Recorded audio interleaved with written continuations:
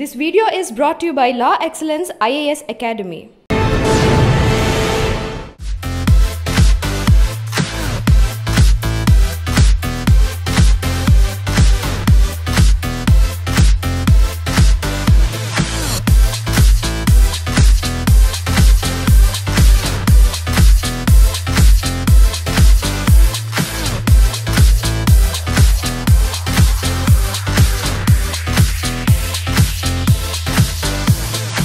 Sir అనంతపూర్లో training అయిన తర్వాత ఫస్ట్ పోస్టింగ్ ఎక్కడ ఇచ్చారు? అనంతపూర్ ట్రైనింగ్ అయిన తర్వాత బికాజ్ లా అండ్ ఆర్డర్ క్షీణించింది అక్కడ. అప్పట్లో అధికారంలో ఉన్న పార్టీ యొక్క ఒక కార్యకర్త కళ్ళు పీకేసి ఆ గాడిదల మీద ఉన్నటువంటి ససంచులు ఏదైతే ఉంటే దాన్ని కింద పడేసేవాళ్ళు, వాళ్ళు ఒక వైపు ఊరికారు. సార్ ముద్దోళ్ళకి వెళ్ళక ముందు ఆదిలాబాద్లో మీరు రౌడీని కంట్రోల్ చేసని చెప్తున్నారు. అవును, ఒకటి సంఘటన జియావుల్ హక్ అని ఒక తను ఉండేవాడు, ఖానాపూర్ దాని లోపల ఉండేవాడు. స్ట్రీట్ లైట్ దగ్గర నిలబెట్టి కొట్టుకుని తీసుకొచ్చి ముద్దోళ్ళ తర్వాత ఎక్కడికి వచ్చారు?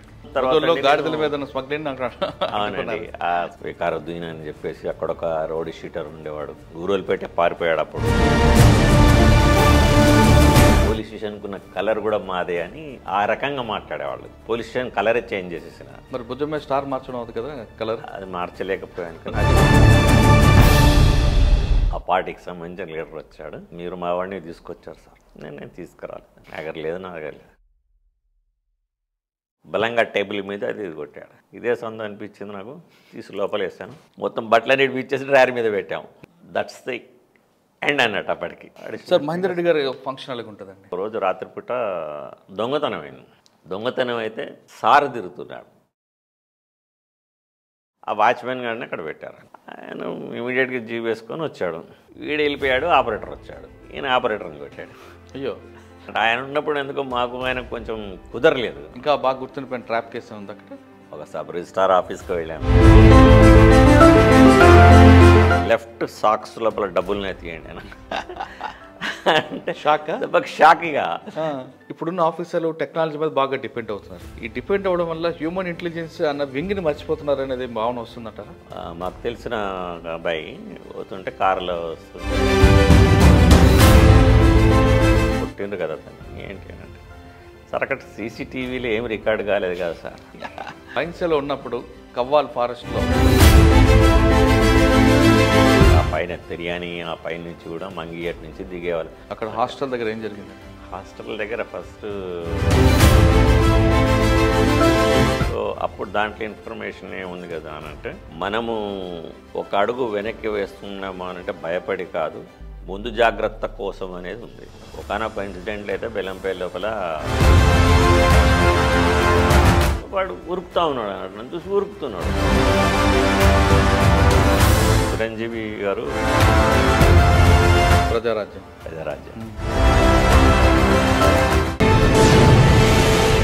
Welcome to crime diaries. ఈ వారం మన గెస్ట్ గతంలో నక్సల్స్ ప్రభావిత ప్రాంతమైన ఆదిలాబాద్ జిల్లాలో ఎక్కువ కాలం పనిచేసిన ఓ ఆఫీసర్, పేరు శేషు గారు, అడిషనల్ ఎస్పీ రిటైర్డ్. ఆయన నక్సల్స్ ప్రభావిత ప్రాంతం అంటే చాలా తీవ్ర స్థాయిలో ఉండేది ఆదిలాబాద్ జిల్లాలో. ఆదిలాబాద్, బెల్లంపల్లి, మంచిర్యాల, కవ్వాల్, జన్నారం ఆ ప్రాంతం అంతా కూడా వాళ్ళకే పైచే ఉండేది. 1992 నుండి ఆ ప్రాంతంలో వాళ్ళ పట్టు సాధించిన ప్రాంతంలో పోలీస్ ఆఫీసర్గా వెళ్ళిన తర్వాత ఆయన చేసిన కార్యక్రమాలు అన్నీ ఎన్నికాం. నక్సల్ ప్రభావిత ప్రాంతం అంటే కేవలం ఎక్స్చేంజ్ ఆఫ్ ఫైర్లే కాకుండా ఆయన టైంలో సరెండర్లు ఉన్నాయి, అరెస్టులు ఉన్నాయి. ఆయన కెరియర్ బెల్లంపల్లిలో ఒక మంచి ఎక్స్చేంజ్ ఆఫ్ ఫైర్తో స్టార్ట్ అయితే, అప్పట్లో ఆదిలాబాద్ జిల్లాలో డీసీఎస్గా పనిచేసిన సూర్యం అనే వ్యక్తి పోలీసులకి కంటి మీద కొనుక్కు లేకుండా చేసేవారు. అటువంటి వ్యక్తిని కవ్వాల్ ఫారెస్ట్లో ఎక్స్చేంజ్ ఆఫ్ ఫైర్లో చనిపోయారు. ఆ ఇన్ఫర్మేషన్ శేషు గారి ద్వారా వచ్చింది. శేషు గారు ఆ టైంలో బైన్స్ల బందోబస్తులు ఉన్నా తనకున్న ఇన్ఫర్మేషన్ నెట్వర్క్తో ఆయన మూవ్మెంట్ తెలుసుకోవడం, ఆయన అరెస్ట్ చేయడానికి తన దగ్గరున్న ఒక ఎస్ఐని పంపడంతో అక్కడ జరిగిన ఎన్కౌంటర్లో ఆయన చనిపోయారు. దాంతో కవ్వాల్, జన్నారం ఆ ప్రాంతంలో మావోయిస్టులకి అంటే అప్పట్లో ఉన్న నక్సల్స్కి ఒక తీవ్రమైన దెబ్బ, వాళ్ళు కోలుకోలేని దెబ్బ కలిగిందనే విషయం మాత్రం చాలా స్పష్టం. నక్సల్స్ ప్రభావిత ప్రాంతాల్లో పనిచేసిన శేషు గారు అప్పట్లో మూవ్మెంట్ ఏ విధంగా ఉండేది, దాని కంట్రోల్కి కేవలం ఎక్స్చేంజ్ ఆఫ్ ఫైర్లు కాకుండా ఏ విధంగా చేశారు, కేవలం ఎక్స్చేంజ్ ఆఫ్ ఫైర్లే కాకుండా లా అండ్ ఆర్డర్ విషయంలో ఎలా చేసుకొచ్చారు, బైన్సా లాంటి విషయంలో మాప్ కంట్రోల్కి ఆయన చేసిన ఆపరేషన్స్ ఏ విధంగా ఉండేవి, ప్లాన్ ఆఫ్ యాక్షన్ అనే విషయాన్ని శేష్ గారిని తెలుసుకుందాం. శేష్ గారు నమస్తే అండి. నమస్కారం అండి. శేష్ గారు 1995 ఆ టైంలో తీసుకుంటే చాలా పీక్ స్టేజ్లో ఆదిలాబాద్ జిల్లా ఉండేది. వాళ్ళదే అప్పర్ హ్యాండ్ ఉండేది. మీరు ఏ ప్రాంతం తీసుకున్నా వాళ్ళదే చెయ్యి. మీరు 85లో మీరు డిపార్ట్మెంట్లోకి వచ్చినా అప్పటికి ఉన్న కవ్వాలి జన్నారం ఆ ప్రాంతం పూర్తిగా వాళ్ళకి పెట్టని కోట. అటువంటి సిచ్యువేషన్లో మీ పేరు ఎక్కువగా బెల్లంపల్లితో పాటు కవ్వాల్ ఫారెస్ట్లో సూర్యం ఎన్కౌంటర్తో DCS, ఎందుకంటే ఆదిలాబాద్ జిల్లాకి ఆయనే టాప్ ఇన్ఛార్జ్, జిల్లా సెక్రటరీ కాబట్టి ఆయన ఒక్కసారి మీరు ఆయన గండం చేయడంతో ఆయనతో పార్టీకి కొంచెం చాలా కోలుకోవడానికి చాలా దెబ్బ పడింది. అటువంటి సిచ్యువేషన్ ఏ విధంగా హ్యాండిల్ చేశారు? అంటే కేవలం నక్సల్స్ ప్రభావిత ప్రాంతమే కాకుండా ఇటు బైన్సా లాంటి ఏరియాలో కమ్యూనల్ ఇష్యూస్ని ఎలా కంట్రోల్ చేయడం, లా అండ్ ఆర్డర్ విషయంలో బెల్లంపల్లి లాంటి కానీ మంచిర్యాల ఆ ప్రాంతంలో లా అండ్ ఆర్డర్ విషయంలో చేయడం. ఇప్పుడు చాలామంది మన రీసెంట్గా ఆదిలాబాద్ జిల్లాలో ఒక తుడుని దెబ్బ లాంటి ధర్నాలు జరిగాయి. అటువంటి మీ టైంలో కూడా చాలా జరిగాయి. అటువంటి మాబ్ వచ్చినప్పుడు గోండు సమస్య అవ్వచ్చు, లంబాడి విషయం అవ్వచ్చు, మాబ్ వచ్చినప్పుడు అన్నిటికీ లాఠీలు అన్నిటికీ తుపాకీలు కాకుండా అటువంటి మాబ్ సిచ్యువేషన్ని ఎలా కంట్రోల్ చేయాలనే విషయాల్ని చెప్పే ముందు ఒకసారి శేష్ గారి కుటుంబ నేపథ్యం, శేష్ గారు ఎందుకు పోలీసు యూనిఫామ్ వేసుకున్నారో చెప్పు. థ్యాంక్స్ అండి. ముందుగా ఐ డ్రీమ్స్ ప్రేక్షకులందరికీ నమస్కారం. మా ఫాదర్ కూడా డిపార్ట్మెంటేనండి. మా ఫాదర్ కూడా is also from police department. ఈ వాజ్ రిటైర్డ్ ఇన్స్పెక్టర్. అయితే ఆయన 55 లోపల అనుకోకుండా రిటైర్ అయ్యారు. సో అటువంటి నాన్నగారి పేరు ఏం పేరు? ఏ నరసింహారావు. ఆయన ఆదిలాబాదేనా? లేదు, అంటే ఆదిలాబాద్ చేశారు. ఆదిలాబాద్ చేశారు. వరంగల్ జోన్ ఆయన కూడా? వరంగల్ జోన్, సేమ్ జోన్లో ఉండేవాడు. అయితే ఆ నేపథ్యంలో ఏమైందంటే నాకు పివి శశిధరరావు గారు మా ఇంటికి వచ్చేవారు. సో ఆయన మా మీద బాగా స్ట్రెస్ చేసేవారు పోలీసులో జాయిన్ కావడానికి. నాకు యాక్చువల్గా ఇంట్రెస్ట్ లేదు, ఎందుకంటే మా ఫాదర్ దగ్గర ఉండి నేను కూడా అప్పుడప్పుడు కేసు డైరీలు అవి ఇవి ఆయన ఏది చెప్తే మీ డిక్టేషన్ రాస్తూ ఉండి చూసి ఎంత పని కూడా. పోలీస్ క్వార్టర్స్ స్టార్ట్ అయింది. ఇక పోలీస్ అప్పుడు శాంతినగర్ పోలీస్ క్వార్టర్స్లో ఉండేవాళ్ళం మేము. Quarter number 13 I remember. అయితే దాంట్లో ఉన్నప్పుడు ఈయన చెప్పటం వల్ల ఒక రకమైన విసుగు, ఫ్రస్ట్రేషన్ కలిగి వీళ్ళు చెప్తున్నారు ఏదో జాయిన్ కావాలన్నట్టుగా అట్లా అయిపోయింది. ఆ రకంగా నేను ఏంటంటే ఇప్పుడు ముందుగా అప్పుడు group 2A, that is the first and last batch of police selected through APPSC అనేది. సో దాంట్లో మేము అప్పుడు 83 నుంచి స్టార్ట్ అయింది అసలు యాక్చువల్ ప్రాసెస్ అంతా కూడా. దాంట్లో అప్పుడు నేను రాసిన తర్వాత సెలెక్ట్ అయిన తర్వాత కూడా మాకు మధ్యకాలం లోపల గ్యాప్ ఉంది. సెలెక్షన్ అయ్యి ట్రైనింగ్ పోయే లోపల. సో ఆ పీరియడ్లో కూడా నేను రిజర్వ్ సబ్ ఇన్స్పెక్టర్కి సెలెక్ట్ అయ్యాను. మళ్ళీ దానికి అప్లై చేసి దానికి సెలెక్ట్ అయ్యాను. సో దాంట్లో ట్రైనింగ్ కూడా అయ్యాను నేను. యూసుఫ్ కూడా ఫస్ట్ బెటాలియన్ లోపల మొత్తం 9 నెలల ట్రైనింగ్లో 7 నెలలు ట్రైనింగ్ చేశాను, February to. ఆ రకంగా ఏమిటంటే నాకు అప్పుడు APSP వాళ్ళు కూడా ట్రైనింగ్ అయ్యేవాళ్ళు. So I have rapport with APSP RSS నుంచి. ఇప్పుడు సనీ అని చెప్పేసి ఉన్నాడు కమాండెంట్గా, శిఖామణి, ఇంకా వాళ్ళందరూ ఉండేవాళ్ళు చూసాను. సో నేను సిటీ నుంచి ఉండేవాడిని. ఎంతో ఇక్కడ RSS ట్రైనింగ్ అది అయిపోయిన తర్వాత మేము ఆటోమేటిక్గా అనంతపూర్కు ట్రైనింగ్కి వెళ్ళాము. ఆ రకంగా నా కెరీర్ అనేది స్టార్ట్ అయింది అన్నట్టు. సార్, అనంతపూర్లో ట్రైనింగ్ అయిన తర్వాత ఫస్ట్ పోస్టింగ్ ఎక్కడ ఇచ్చారండి? అంటే మీకు వరంగల్ జోన్ అలాంటి ఉంటుంది? అవునండి, అనంతపూర్ ట్రైనింగ్ అయిన తర్వాత బికాజ్ నా ప్రైమరీ ఎడ్యుకేషన్ అంటే 6th to 10th వరకు నేను ఆదిలాబాద్లో చదివాను కాబట్టి ఆదిలాబాద్ జిల్లాలో మా ఫాదర్ పనిచేస్తూ ఉండేవాడు. చెన్నూరు, బెల్లంపల్లి, లక్షట్పేట్, ఆదిలాబాద్. సో నేను న్యాచురల్గా నన్ను అక్కడికి అలర్ట్ చేశారు. సార్, మీరు చదువుతున్న టైంలోకే అప్పటికే మూమెంట్ కనిపిస్తుంటుంది? లేదండి, అంత పీక్ కాకపోయినా కొంత ఉంటుంది అసలు. నాకు తెలియని నాకు ఒక్కటి తెలిసి ఏమిటంటే లక్షట్పేటలో మా ఫాదర్ పని చేసినప్పుడు కొండపల్లి సీతారామయ్య గారు వచ్చి వెళ్ళేవారు. వచ్చి అప్పుడు ఆయన ఓపెనే ఉండేవాడు. అప్పుడు వచ్చేసి మాట్లాడే మా ఫాదర్ ఎస్ఏ కాబట్టి అక్కడ పరిస్థితి భూస్వాముల గురించి అది మాట్లాడేవారు. ఆయన కూడా తర్వాత ఆయన ఎప్పుడైతే తపాల్పూర్ మర్డర్ అయిందో ఆ తర్వాత వాళ్ళు కనిపించడం మానేశారు. అపాల్పూర్ తర్వాత ఆదిలాబాద్లో ఒకసారి అప్పుడు మూమెంట్ అనేది బాగా అయిపోయింది. అంటే అంతకుముందు జరిగినా కానీ ఒకటి రెండు జరిగినా కానీ తెలియకపోయేది. అది ఏదో దాడిలో కూర్చొని మీద అక్కడ ఇక్కడ సిపిఐ అనుకునేవాళ్ళు, కానీ పర్టికులర్గా పీడబ్ల్యూజీ అని అట్లా కానీ సిపిఐఎంఎల్ కానీ అప్పుడు ఇంకా పేరు రాలేదు. ఓకే సార్, ఫస్ట్ పోస్టింగ్ ఎక్కడ వచ్చిందండి మీకు ఆదిలాబాద్ జిల్లాలో? నేను యాక్చువల్గా ఆదిలాబాద్ టౌన్ ప్రొబేషనర్ అండి. అప్పుడు వివేక్ దుబే గారు ఎస్పీ గారు. సో వారు ఫస్ట్ నాకు పోస్టింగ్ ముధోలని ఇచ్చారు. అయితే నాకు అప్పుడు ఎందుకంటే నేను టౌన్లో కూడా చాలా మంచి పనులు చేశాను. అప్పుడు కొంచెం రౌడీజం అటువంటివి ఉంటే, ట్రాఫిక్ కంట్రోల్ చేయటం అటువంటివన్నీ కూడా సార్ని అడిగాను. అడిగాను నేను జేమ్స్ దివాకర్ ఉండేవాడు, అలా పోయి అడిగాను. జేమ్స్ దివాకర్ గారు పంజగుట్లో. అయితే మేము ఇద్దరం కలిసి వెళ్ళాము. అంటే మనం టౌన్లో ఉండేవాళ్ళం కాబట్టి సార్తోనే ఎక్కువ ఉండేది. తర్వాత మేము యంగ్ తర్వాత సార్ కూడా first posting as SP. So ఏంటి ఎటు వచ్చారంటే, ఏం లేదు సార్ మాకు ఫస్ట్ పోస్టింగ్ ఈయనకు నిల్వా ఇచ్చారు, వాడికి జేమ్స్ దివాకర్కు, నాకేమో ఇట్లా ముధోలు ఇచ్చారంటే మీకేం తెలుసు వాడు యూ నో అబౌట్ దట్. ఏమన్నా సార్ ముధోలు అంటే జస్ట్ ఏదో బార్డర్ స్మగ్లింగ్, రైస్ స్మగ్లింగ్ అది ఉంటారంటే కాదు. అక్కడ లా అండ్ ఆర్డర్ క్షీణించింది. అక్కడ ఆల్రెడీ అప్పట్లో అధికారంలో ఉన్న పార్టీ యొక్క ఒక కార్యకర్త కళ్ళు పీకేశారు. తర్వాత అంటే ఎస్ఐ పోతూ ఉంటే కూడా తగులుకుంటూ వెళ్ళేవారు అన్నట్టు. అంటే పోలీస్ అంటే భయం అనేది లేకుండా ఉంది అక్కడ. So I want to receive as many petitions as against you అన్నారు సార్. సో అసలే అప్పుడు కొంచెం మనం ఇంకా వాళ్ళ కొట్టం తిట్టం కొంచెం ఎక్కువ ఉండేది.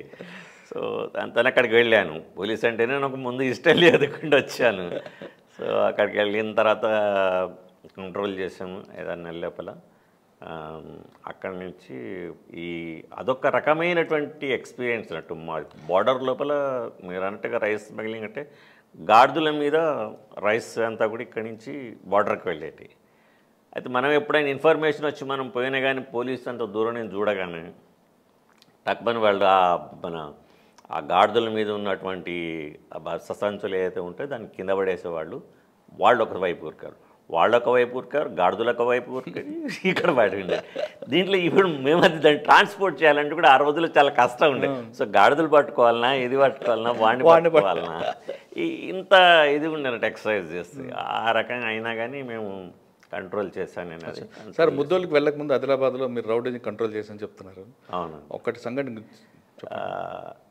జియావుల్ హక్ అని అది ఒకతను ఉండేవాడు, ఖానాపూర్ దాని లోపల ఉండేవాడు. అయితే బాగా wood smuggler plus rowdy shooter, పట్కా కూడా ఆడించేవాడు కదా. అవునండి.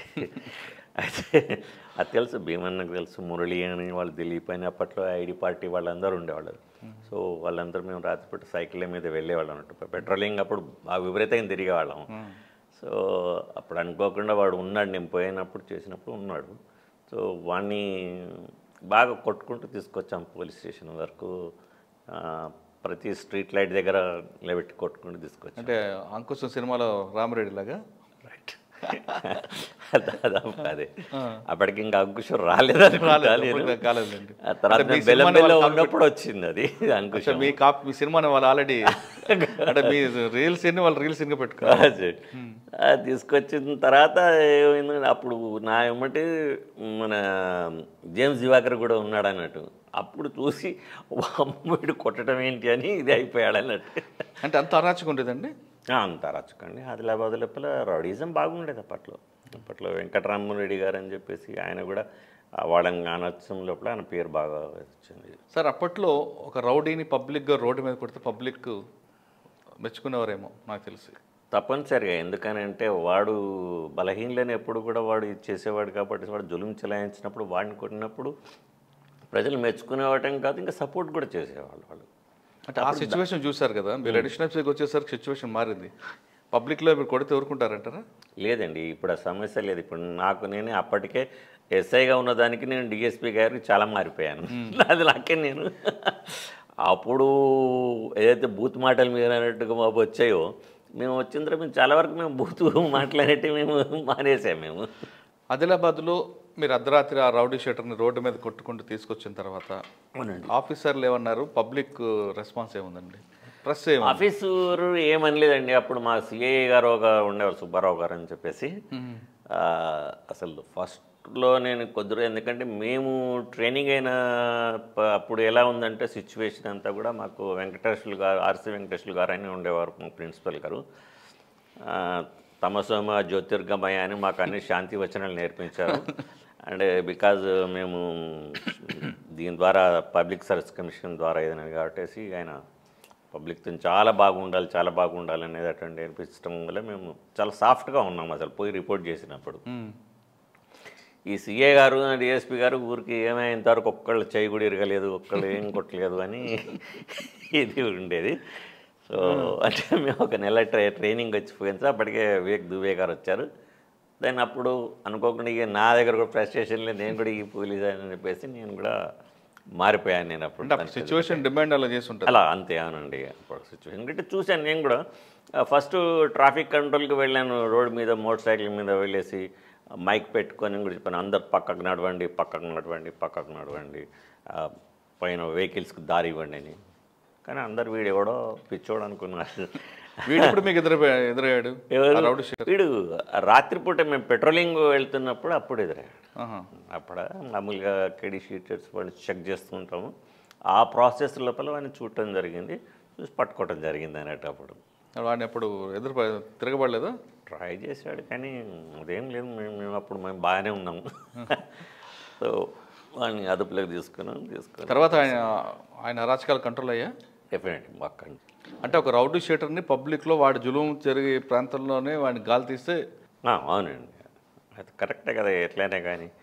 కానీ ఆ తర్వాత అంటే ఈ రోజులు చూసినప్పుడు ఇప్పుడు అది తప్పు, మీరు దానికి ఒక చట్టం ఉంది అదంటే నిజమే చట్టం ఉంది. కానీ చట్టానికి కూడా ఖచ్చితంగా ఒక్కొక్కసారి కొన్ని పనులు చేయాల్సి ఉంటుంది. ఎందుకంటే ఈ చట్టాలు అనేటువంటివి కూడా ప్రజల కోసమే చేయబడ్డాయి కానీ వేరే వాళ్ళ కోసం కాదు. సో ఎప్పుడెప్పుడు వాళ్ళ మూడ్స్ని బట్టి మన అవసరాలకు తగ్గట్టుగానే చట్టాలు తయారవుతూ ఉంటవి. ఇది నాకు తెలిసిన అభిప్రాయం ఇది. సో కాబట్టి అట్లా ఆ రోజుల్లో అది నెసెసరీ కాబట్టి అట్లా చేసాం. అచ్చా, ముద్దోల తర్వాత ఎక్కడికి వచ్చారు? ముద్దోల తర్వాత గాడిదల మీద స్మగ్లింగ్. అవునండి, ఆ స్మగ్లింగ్ అక్కడ కూడా రోళ్ళ శంకర్ అని అక్కడ కూడా ఉండేవాడు. వికారుద్దీన్ అని చెప్పేసి అక్కడ ఒక రౌడీ షీటర్ ఉండేవాడు. వాడు కూడా మొత్తంకి వాడు ఊరోలిపెట్టే పారిపోయాడు. అప్పుడు మేము వచ్చిన తర్వాత నేను సరే ఎమ్మడి పడితే అక్కడి నుంచి బెల్లంపల్లి లోపల అప్పుడు ఒక సిచ్యువేషన్ ఎలా ఉంది అని అంటే, బెల్లంపల్లి ప్రాపర్లో ఒక లాకప్ డెత్ అయింది అండ్ తాండూరులో ఒక లాకప్ డెత్ అయింది. అక్కడ జరిగింది అన్నట్టు. సో అప్పుడు టోటల్లీ పోలీసు ఒక రకమైనటువంటి నిర్వీర్యంగా ఉండిపోయి అసలు లాకప్ డెత్ అంటే పోలీస్ స్టేషన్ వెనుకున్న మహిళలు అదేనా? తాండూరులో. అవునండి, తాండూరు.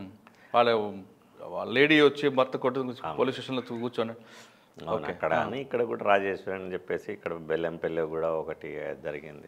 అంటే ఆ సిచ్యువేషన్ టైంలో మీరు అక్కడికి వెళ్ళారు? ఆ సిచ్యువేషన్లో మొత్తం నిర్వీర్యమైపోయింది. అప్పుడు అక్కడ ఉన్నటువంటి ఎస్ఐ కూడా ట్రాన్స్ఫర్ అంటే అప్పుడు కావాలని సాంబేశ్వరరావు గారు ఉండేసి లా అండ్ ఆర్డర్ మంచి థియేటర్ చేసేవాళ్ళు ఎవరు కావాలని చూసినప్పుడు, so my friend again James Divakar అక్కడ ఉండేవాడు. అక్కడ ఉండి సార్కు సజెస్ట్ చేశాను, సార్ వీడైతే కరెక్ట్ అని. సార్ కూడా వినేసి అప్పుడు ఇమీడియట్గా సార్ దుబే గారికి చెప్పగానే దుబే గారు ఇమీడియట్గా అక్కడి నుంచి నాకు 6 నెలలు 7 నెలలు ఉన్నాను అంత ముదువుల్లో. నేను అక్కడి నుంచి ఇక్కడికి ట్రాన్స్ఫర్ వచ్చాను. వచ్చిన 2వ రోజే కొంచెం ఇన్ఫర్మేషన్ ఉంది. ఇన్ఫర్మేషన్ రాగానే బయలుదేరి వెళ్ళాము. ఇప్పుడు ఒక సిఓ మాదారం ఆ తాండూరు ఏరియా వైపులో ఉండే ఎక్స్చేంజ్ ఆఫ్ ఫైర్ అయింది. అయిన తర్వాత ఆయన చనిపోవడం జరిగింది. అక్కడ అది కరెక్ట్గా ఏ టైంలో ఎలా జరిగింది చెప్పగలరా? ఫిబ్రవరి లోపల అండి. అది యాక్చువల్గా ఫిబ్రవరిలో జరిగింది. అది ఇంకొంటారు మార్నింగ్ టైం లోపల ఇన్ఫర్మేషన్ వచ్చింది. ఎర్లీ అవర్స్ కొంచెం యూత్లో అప్పుడు వచ్చింది. వాడు అంతా చెట్లు అవన్నీ కూడా ఉండిపోయి రోడ్ పోతుంటే పక్కన అవి ఉండే వాడు అటు నుంచి వస్తున్నారు వాడికి మొత్తానికి. అప్పుడు మాకు ఇన్ఫర్మేషన్ మేము అక్కడ అంబుష్లో ఉండి మేము కొట్టడం జరిగింది. ఓకే, అక్కడితో ఫైర్ ఓపెన్ చేస్తారు అట్లా పోలీసు అని. అదే మీకు అక్కడి నుండి మీ కెరీర్ అవునండి, అది ఆ వైపుకి మళ్ళీంది. అప్పుడు సికాసా వాళ్ళు ఒకటి దీనివల్ల అంటే ఇప్పుడు నేను చెప్పిన 2 సిచ్యువేషన్స్ వల్ల లాకప్ డెత్స్ వల్ల పోలీస్ ఇదిగా ఉంది. తర్వాత సికాసా అది కూడా ఎక్కువగా ఉంది అప్పుడు. సింగరేణి కార్మిక సమాఖ్యాన్ని సింగరేణి ప్రాబ్లమ్స్ను హైలైట్ చేసి వాళ్ళు చేసేవాళ్ళు. ఇంకా అప్పుడు ఎట్లా ఉందంటే అప్పుడు తెలుగుదేశం పార్టీ అధికారంలో ఉండేది, వాళ్ళకి సపోర్టింగ్ పార్టీ వేరే వాళ్ళు ఉండేవాళ్ళు. ఆ పార్టీ వాళ్ళు ఉన్నప్పుడు ఏమంటే మా భుజం మీద వాళ్ళు వచ్చేసి స్టార్తో పాటు నాకు రిబ్బన్ ఉంటుంది కదా, ఆ పైన ఉన్న ఆ కలర్ మాదే సార్, కలర్ మాదే, ఈ పోలీస్ స్టేషన్కి ఉన్న కలర్ కూడా మాదే అని ఆ రకంగా మాట్లాడేవాళ్ళు. సో ఇమీడియట్గా నాకు వాళ్ళు వచ్చి అయిపోయిన తర్వాత తెల్లవారే నేను దాన్ని పోలీస్ స్టేషన్ కలరే చేంజ్ చేసేసిన. అప్పట్లో యాక్చువల్ పోలీస్ స్టేషన్ కలర్ కింద గ్రే అన్న వైట్ ఉండాలి. మరి భుజం మీద స్టార్ మార్చడం అవుతుంది కదా కలర్, అది మార్చలేకపోయాను కానీ అది నాలో పెట్టుకున్నాను, అది నాకు అన్వయించుకున్నాను నేను. సో ఈ టాపిక్ సాంబశివరావు గారికి చెప్పారా, ఇలాగ కామెంట్ చేశారు సార్ అని? చెప్పండి. ఏమన్నారు ఆయన? సార్ అన్నారు లేడీస్ వెయిట్ ముందు మేము కొద్ది రోజులు అంటే ముందు సికాసా గురించి వర్కౌట్ చేయాలనుకున్నాం. ఆ సికాసా వర్కౌట్ చేసిన మనం తర్వాత పోదాంలే అన్నారు.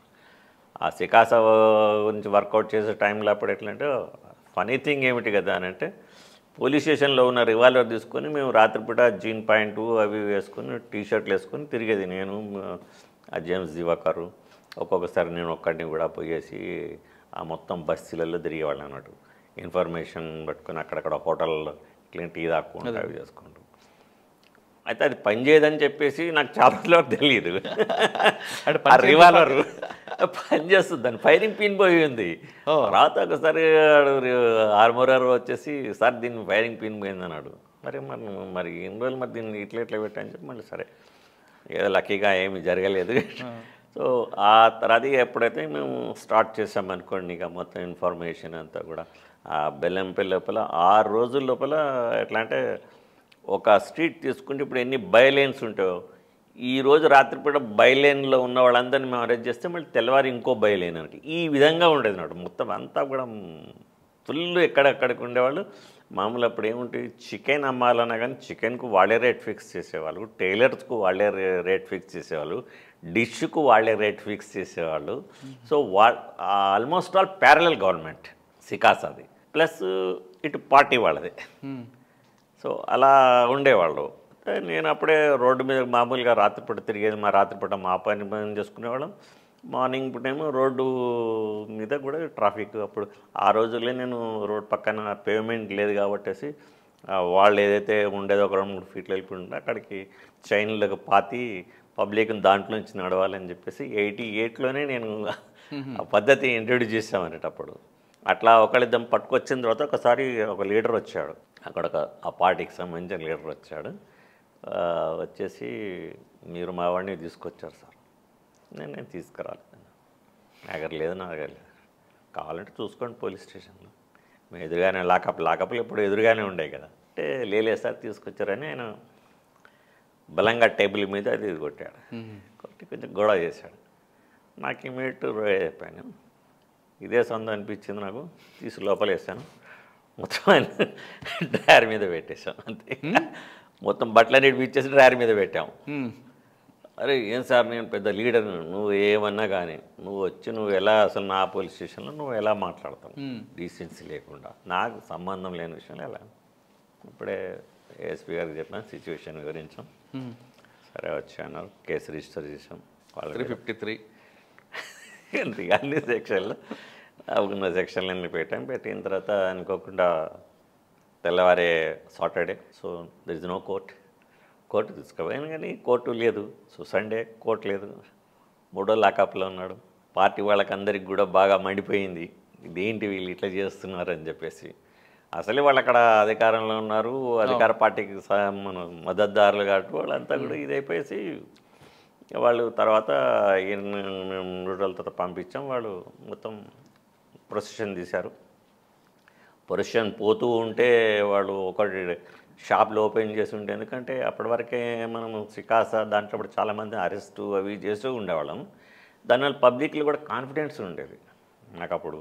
ఇప్పుడు ఈరోజు పోయి నేను ఇక్కడ చేస్తే కొంతమందిని పట్టుకున్నా అంటే మళ్ళీ ఇమీడియట్ నాకు లెటర్లు వచ్చాయి, ఏదో రకంగా లెటర్ కానీ చిట్టి ద్వారా కానీ నాకు ఇన్ఫర్మేషన్ పంపించేవాళ్ళు. నా వేరే పర్సనల్ ఇన్ఫర్మేషన్స్ కాకుండా అట్లా వచ్చేది. అంటే అది వాళ్లకు ఆ కాన్ఫిడెన్స్ ఉండటం వల్లనే పనిచేస్తానని చెప్పి నాకు ఇన్ఫర్మేషన్ వచ్చింది. అయితే ఇమీడియట్గా నేను వీళ్ళు పగలగొట్టిన కొద్దీ వాళ్ళు షాప్స్ ఓపెన్ ఉంటే వీళ్ళు పగలగొట్టుకుంటారు, మేము పంచనామా రాసుకుంటాం. అప్పుడు అశోక్ రెడ్డి గారని అడిషనల్ ఎస్పీ గారు అంటారు, ఆయన పిలిచారు. అరే నీకు వ్యతిరేకంగానే జరుగుతుంది అది, నువ్వు వాళ్ళు ఏమంటిపోతావు ఎట్లా అంటే రానటంలో అప్పుడు అంతా మేము క్లోజ్గా తిరిగాలి సార్లు కానీ మేము కానీ వాడి పని వాడిది, మీ పని మీది. మా పని అంటే అవును సార్ మరి చేస్తున్నాడు, మరి చేస్తున్నాడు, మనకు కూడా కావాలి కాబట్టి మేము చేస్తున్నాం. తర్వాత అంతా అయిపోయారు. సార్ కూడా ఎస్పీ గారు కూడా చాలా పోదాం పండి అసలు ఏంటి వీళ్ళు అని చెప్పేసి వచ్చారు. అప్పటికే ఒక బస్సు అద్దాలు పగలగొట్టారు. అద్దాలు పగలగొట్టి దానికి ట్రై చేశారు నిప్పు పెట్టాలి. అది వచ్చే వరకు పార్టీ ఆఫీస్కి దగ్గరలో సందులోకి వచ్చేటప్పటికి ఆ సైడ్ నుంచి ఈ సైడ్ నుంచి మేము కవర్ చేసాం ఆ గుంపుని. The real workers, the real agitators ఉన్నారు అన్నాడు దాంట్లో. ఓకే. అప్పటికే నా వెనక మన ఫస్ట్ బెటాలియన్ ఏపీఎస్పీ వాళ్ళు ఉండేవాళ్ళు. సార్ కొడదామా సార్ అన్నట్టుగా ఉండేవాళ్ళు. అంటే ఫస్ట్ నేనే అగ్రెసివ్ అయినట్టు వాళ్ళు నన్ను చూసి కొడదాం సార్ అంటుంటారు. వాళ్ళు అనటం కాదు కానీ ఆ రకంగా అప్పుడు వాళ్ళు అట్లా బిహేవ్ చేసేవారు అన్నట్టు అది. సో ఆ టైం లోపల అక్కడ ఆ మధ్యలో దొరికారు వాళ్ళు, మా మీద రాళ్ళు విసిరారు. చిన్న లాఠీ చార్జ్ లాంటి క్లీనింగ్ అయింది. దాంట్లో కూడా మంచి లీడర్లు కూడా వెళ్ళినారు, డిమాండ్ చేశారు. అప్పుడు అందరు రిమైండ్ చేసాం, మంచి వెళ్ళినారు. దట్స్ ది ఎండ్ అన్నట్టు. అప్పటికి నేను సోకాళ్ళు చెప్పిన ఆ పార్టీ వాళ్ళిగా అది చేయటం అనేది అప్పుడు వాళ్ళ యొక్క ఇన్ఫ్లుయెన్స్ అనేది తగ్గిపోయింది. ఓకే సార్, సాంబశివరావు గారితో మీరు ఆయన నేర్చుకున్న వర్క్ ఏంటండి? చాలా అండి. సాంబశివరావు అంటే పనికి ఇంపార్టెన్స్ ఇవ్వాలి, అనవసర భేషజాలకు పోకుండా ఉన్నది ఏదైనా ఉంటే మేము కూడా చెప్పడం ఏంటంటే ఎప్పటికప్పుడు ఉన్న స్ట్రైట్గా చెప్తున్నాం, స్ట్రైట్ ఫార్వర్డ్. ఐ వాంట్ కొంతమంది సాగదీసి ఆ రోజు ఇట్లా జరిగి స్టోరీస్ చెప్తుంటారు. మాకు రాకపోయేది, ఎప్పుడు కూడా మాకు రాదు. స్ట్రైట్గా చెప్పేవాళ్ళము. తర్వాత యూస్ టు షేర్. రాత్రిపూట ఆ బెల్లంపల్లి లోపల సార్ ఇంటికి క్వార్టర్కి ఎదురుగానే వచ్చిన సెంటర్ లాగా ఉండేది అన్నట్టు. అక్కడ కూర్చొని చాలాసేపు మాట్లాడుకునేవాళ్ళం మేము. ఎలా ఏమిటి, ఈవెన్ సాంబశివరావు గారు మేము ఇద్దరం కలిసి డబుల్స్ వెళ్ళాము. ఒకప్పుడు ఒక ఇన్ఫార్మేట్ని కలవాలంటే రాత్రిపూట. ఓకే. వాడు అప్పుడప్పుడు వచ్చేవాడు ముసుగు వేసుకొని అది చేసేసి. అంటే ఆ విధంగా సార్ మమ్మల్ని నమ్మగలిగారు, మేము కూడా సార్ నమ్మగలిగి మేము వర్క్ చేసేవాళ్ళం. సార్ వచ్చే టైంకి బెల్లంపల్లిలో సిచ్యువేషన్ కొంచెం పీక్ స్టేజ్లో ఉంది. అవునండి, అప్పుడు పీక్ స్టేజ్లో. అవునండి, ఎందుకంటే అసలు బెల్లంపల్లిలో ఏమిటంటే సికాజా వాళ్ళు రౌడీజం ఎక్కువప్పటికే చాలామంది నరికేసినారు. సకినాల్ శ్రీహరి కానీ, కుందేలు శంకర్ కానీ, గుర్రం శంకర్ కానీ, ఇలా ఈ విధంగా చాలా ఉండేది అప్పుడు. అంటే అప్పుడున్న ఛాలెంజ్ మీద ఎక్కువగా ఫోకస్ చేసేవారా, లేదు లా అండ్ ఆర్డర్ విషయంలో మిగతా అన్ని వాటి మీద కూడా ఎక్కువగా ఫోకస్ ఉండేవారు? అప్పుడు లా అండ్ ఆర్డరే ఎక్కువ ఉండేదండి. అప్పుడు లా అండ్ ఆర్డరే దాని మీద మనకు బాగా ఇది ఉండేది కాబట్టి దాని మీదనే ఫోకస్ చేయాల్సి ఉండేది. ఆ ముందు అంటే డైరెక్షన్స్ ఏ విధంగా ఉండేవండి? డైరెక్షన్స్ అంటే ఒకటేమిటంటే ఎప్పటికప్పుడు ఇన్ఫర్మేషన్ ఒకటి క్యాచ్ చేయాలి. ఇన్ఫర్మేషన్ దాని నుంచి మనం ఇమీడియట్గా వాళ్ళని తీసుకోవాలి. అప్పుడు మాకు చూస్తే అప్పుడు ఏంటంటే మా దగ్గర 3 పార్టీలు పనిచేసేది. ఒకళ్ళు పోయి పికప్ చేసి వాళ్ళు తీసుకొచ్చి ఇంట్రాగేషన్ ఉండే ఒక పార్టీ ఇంట్రాగేషన్కి ఉండే, ఎందుకంటే బయాస్ కాకుండా ఉండటానికి. ఇంకొక పార్టీ వాళ్ళకు అమృతాంజన్లు అవి పెట్టడానికి అన్నట్టుగా ఉండేది. ఒకళ్ళు వండి పెడితే ఇంకొకళ్ళు తిరగటానికి. అంటే ఏదైనా కొట్టాలా, అనునయించాలా, ఆ విధంగా మేము కొట్టిన అవసరమైతే దండించినా కానీ మళ్ళీ అనునయించి ఇట్లా కాదు మనం ఇట్లా చేయదు, ఇది కాదు. ఎందుకంటే దాదాపు అంత యూత్ లాంటి వాళ్ళే పోయేవాళ్ళు. వాళ్ళని మళ్ళా మంచి వాళ్ళ ఫాదరు, పేరెంట్స్ అనేటువంటి ఎవరంటే పిలిచి కన్సోలింగ్ చేసి వాళ్ళకు కౌన్సిలింగ్ ఇచ్చేవాళ్ళం వాళ్ళకి. సార్ ఇప్పుడు సార్ ఈ 3 చెప్పారు, 3 పార్టీలు. పికప్ పార్టీలో ఆయన ఉండరు, కౌన్సిలింగ్ పార్టీ ఉండేవారా, లేదంటే అమృతాంజన్ పార్టీలు ఉండేవారా? కౌన్సిలింగ్లో ఉండేవాళ్ళు సార్. సార్ ఉండే కౌన్సిలింగ్. కానీ ఆయన కౌన్సిలింగ్ చేస్తున్న టైంలో ఎక్కువగా బూతులు వాడతారని అప్పట్లో పేరుంటుంది, వాస్తవం అంటారా? అంటే బూతులు అంటే ఇప్పుడు ఆయన బూతులు పెడితే అవతల మనసు గాయపడేది కాదు, మనిషికి హత్తుకొని సరదాగా ఉండే విధంగా మాట్లాడతారు, నవ్వుతూ పని చేయించుకుంటారు అనేది కూడా ఉంది. అవును, అట్లా ఉండేది, అది నవ్వుతూనే ఉండేది. యాక్చువల్గా అట్లా మాట్లాడుతున్నప్పుడు ఏదో దాని గురించి బూత్ మాట్లాడారు తప్పితే అది ఒక మనిషిని పట్టిగా హర్ట్ చేస్తున్నట్టు కాదు, అది జనరల్గా వచ్చేస్తుంది. సో అంత అదేం లేదు, అది ఎవరు అనుకున్నారు అట్లా. ఆయనతో మాట్లాడుతున్నప్పుడు సరదాగా ఉండే ఒక సంఘటన గుర్తుందా? సరదాగా అంటే అప్పటికి ఒక పిల్లవాడు ఉండేవాడు, దాన్ని పట్టుకొని మేము ఎంటాగేసి వాడిని పట్టుకున్న తర్వాత ఎటువంటి ఇన్ఫర్మేషన్ అది ఆడుతుంటే వాడప్పుడు సార్ మీరు కూడా మా వాళ్ళే సార్, మేము కూడా మీ వాళ్ళమే సార్, మీరు కూడా వచ్చా సార్ అని చెప్పేసి అలాగే మేము కూడా మీ వాళ్ళమే సార్ మీ అని చెప్పేసి వాడు మాట్లాడానట్టు. అయితే అప్పుడు మేము అందరం నవ్వుకున్నాం సార్, వీడు మనం ఎప్పుడు చెప్పాము సార్ వీళ్ళు మన వాళ్ళు మీరు మన వాళ్ళు అని చెప్పేసి. ఆ విధంగా జరిగిన తర్వాత వేరే అప్పుడప్పుడు సినిమాలు కానీ బయట సిచ్యువేషన్ మాట్లాడుకుని కానీ ఉండేది అది. సార్ ఆయన వెళ్ళిపోయిన తర్వాత మహేందర్ రెడ్డి గారు వచ్చారు. అవునండి, ఆ సార్ వెళ్ళిపోయిన తర్వాత అంటే మహేందర్ రెడ్డి గారు అడిషనల్ ఎస్పీగా వచ్చారు. అప్పుడు సార్ అంత మునుపు గోదావరిఖన్లో ఉండేవారు, అక్కడి నుంచి ఇక్కడికి వచ్చారు. ఈ మధ్య లోపల కూడా డైరెక్ట్ డిఎస్పీగా మురళీకృష్ణ గారు అని వచ్చారు. అట్లా చూసినాం మేము. ఆయన కూడా ఆయన కొద్ది రోజులు ఉండి వెళ్ళిపోయారు. అదే నరసింహనాయుడు గారి అల్లుడు సార్ వచ్చింది, సార్ వెళ్ళిపోయారు. సార్ మహేందర్ రెడ్డి గారి ఫంక్షన్ అలాగే ఉంటుందండి. ఇప్పుడు వారి టైం లోపల ఎలా ఉందంటే మేము చూసాం, మేము ఒక రోజు రాత్రిపూట నేనేమో రైట్స్ వెళ్తున్నాను అటు టౌన్ లోపల ఇన్ఫర్మేషన్ మీద వర్కౌట్ చేస్తూ మేము వెళ్తున్నాము. అయితే దొంగతనం అయితే సార్ తిరుగుతున్నాడు. ఆ ఇంటికి దాన్ని పోవటానికి అక్కడెక్కడే దొంగతనం జరిగింది, అక్కడికి సార్ కూడా వచ్చారంట అడిషనల్ స్పీకర్. మేము ఆపి సార్ ఎటు వచ్చారు సార్ ఎట్లా అంటే నీ పని నువ్వు చూసుకోసేసు, నేను ఇక్కడ దొంగతనం జరిగి నేను చూసుకుంటానులే నువ్వు వెళ్ళు అంటే ఆ విధంగా ఆయన దేనికి దానికి ప్రిఫరెన్సెస్ అనేది ఉండేది. రికార్డు గురించి కూడా ఎప్పుడు కూడా రికార్డు కూడా మెయింటైన్ చేయాలి. ఎందుకంటే మనం పని చేస్తాం, దానికి సరైన రికార్డ్ బిల్డప్ చేయకపోతే రేపు పొద్దున మనం చేసినట్టు ఎలాగా అని చెప్పేసి అనేవారు. అట్లా అంటే ఒక ఏ పార్టీని డిస్టర్బ్ చేయకుండా ఆయన ఆయనే ఇన్వాల్వ్ అయ్యాడు సెపరేట్గా. తర్వాత సార్ ఉన్నప్పుడు కూడా ఒక పని సంఘటన ఏమనంటే అప్పుడు ముగ్గురిని కిడ్నాప్ చేశారు, ముగ్గురు ఆఫీసర్స్ని. స్టోర్స్ ఇన్ఛార్జ్ ఒక ఆయన మైకేల్ సంపత్ అని, గోపాలకృష్ణని పర్సనల్ ఆఫీసర్ని, ఇంకోళ్ళు ముగ్గురిని కిడ్నాప్ చేశారు. మాకు ఇన్ఫర్మేషన్ వచ్చింది.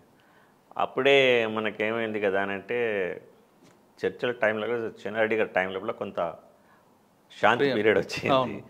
సో ఆ టైం లోపల మరి కిడ్నాప్ అయ్యారు, మనం కిడ్నాప్ అయిన వాళ్ళని విడిపించాలా, ఫైరింగ్ జరగకుండా చూసుకోవాలా, అంటే ఆల్మోస్ట్ అవాయిడ్ చేయాలా అనేది అప్పుడు గవర్నమెంట్ గారు చెప్తే అప్పుడు నాకు ఇన్ఫర్మేషన్ వచ్చింది. నేను మధుమోహన్ రెడ్డి నా బ్యాచ్మేటే ఉన్నాడు పక్కన, ఇద్దరం వెళ్ళాం. మేము సరౌండ్ చేసి ఆ ఇంట్లోకి వెళ్తే ఎవరైతే హోస్టేజ్ ఉన్నారో మంచి బైబిల్ చదువుకుంటున్నాడు, 2 సార్లు తర్వాత చదువుకుని ఇంటికి పోయి చదువుకుని మీడియా చెప్పి తీసుకేసి వితౌట్ అంటే వాళ్ళు రిటైర్ అయ్యే లోపలనే మేము ఆ క్యాడర్ అక్కడ ఉన్న చుట్టుపక్కల ఉన్న వాళ్ళు రిటైర్ అయిపోయే లోపలనే మేము తీసుకొని మేము వచ్చేసాం. ముగ్గురిని కూడా ఇప్పించుకొని ముగ్గురు బైబిల్ చదువుకుంటే హ్యాపీగా వచ్చాడన్నారు. వచ్చిన తర్వాత అప్పుడు మా ఎఫర్ట్ని గుర్తించేసి I think it was the first time అనుకుంటా మహేందర్ రెడ్డి గారు మాకు ప్రెసిడెంట్ మెడల్ ఆ రోజుల్లోనే రికమెండ్ చేశారు. బట్ సమ్హౌ పోలీసులు అనుకున్నదే అందరికీ అన్నీ జరగాలని ఏం లేదు.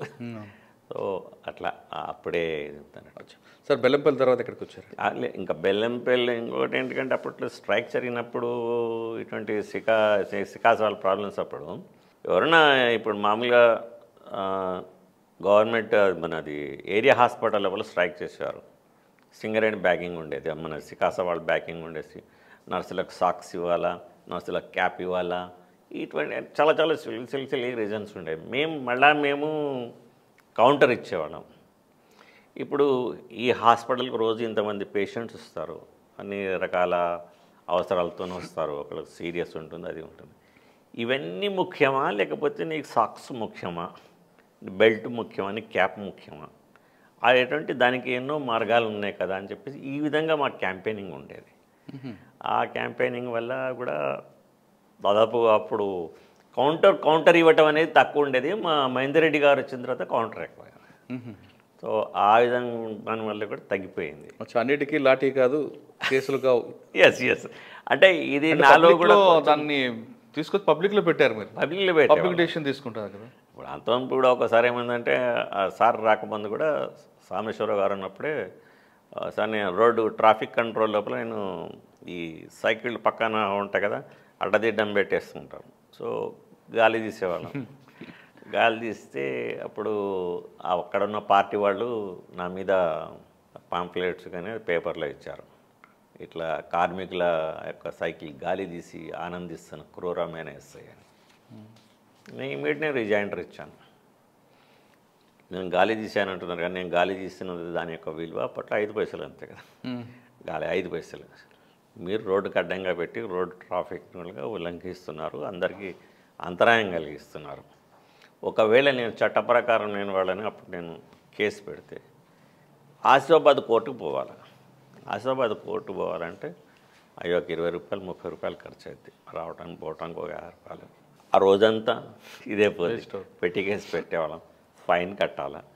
అంటే ఒక కార్మికుడికి దాదాపుగా నేను కేసు పెడితే 200 రూపాయలు నష్టం అవుతుంది, 200 నుంచి 300 రూపాయలు దాకా అట్లా నష్టం అవుతుంది. మరి నేను 5 పైసలు గాలి తీశాను. నాదే క్రూరత్వం, మీదా క్రూరత్వం. సూపరా. అంటే వాళ్ళు సార్ మీరెందుకు కౌంటర్లు ఇస్తారు సార్ అంటే మేము ఏదో ఇస్తాం కానీ మీరెట్లు ఇస్తారు సార్ అంటే అలా కాదు, నువ్వు అన్నావు అన్నప్పుడు నేను దాచుకొని ఏదైనా కానీ నా మీద ఉంటే నా తప్పులేంత వరకు నేను ఎప్పుడు కూడా ఆగాను. కౌంటర్కి కౌంటర్ ఉండాల్సిందే. అట్లా ఇదే మాకు సార్ మహేందర్ రెడ్డి గారు వచ్చిన తర్వాత ఇంకా కొంచెం ఎక్కువ అయిపోయింది అనుకోండి ఇటు కౌంటర్లు వేయటం అనేది. అప్పుడు అలా స్ట్రైక్ చేసినప్పుడు అప్పుడు యాక్చువల్ సాంబశివరావు గారు ఉన్నప్పుడు మేము చేసిన పనులు అంటే యాక్టివిటీస్కి అప్పుడు ఆర్టీసీ వాళ్ళు అక్కడ ఏంటంటే హైవేల మీద కానీ అక్కడ కానీ ఇప్పుడు బాగా ఇవి బస్సులని వాడిని తగలబెట్టేవాళ్ళు. సో ఆర్టీసీ వాళ్ళు ఇచ్చిన వెహికల్ నాకు కూడా ఇచ్చారు అన్నట్టు. అప్పుడు ఒక జీప్ నాకు ఇచ్చారు. వెళ్ళిపోయిన తర్వాత కూడా మహేందర్ రెడ్డి గారు వచ్చింది కూడా సింగనెల్లిలో మేము చేసే వరకు చూసేసి ఇంద్రజిత్ పాల్ ఉండే ఐఏఎస్ ఆయన అప్పుడు సింగరేణికి డైరెక్టర్ గారు అండి. ఓకే.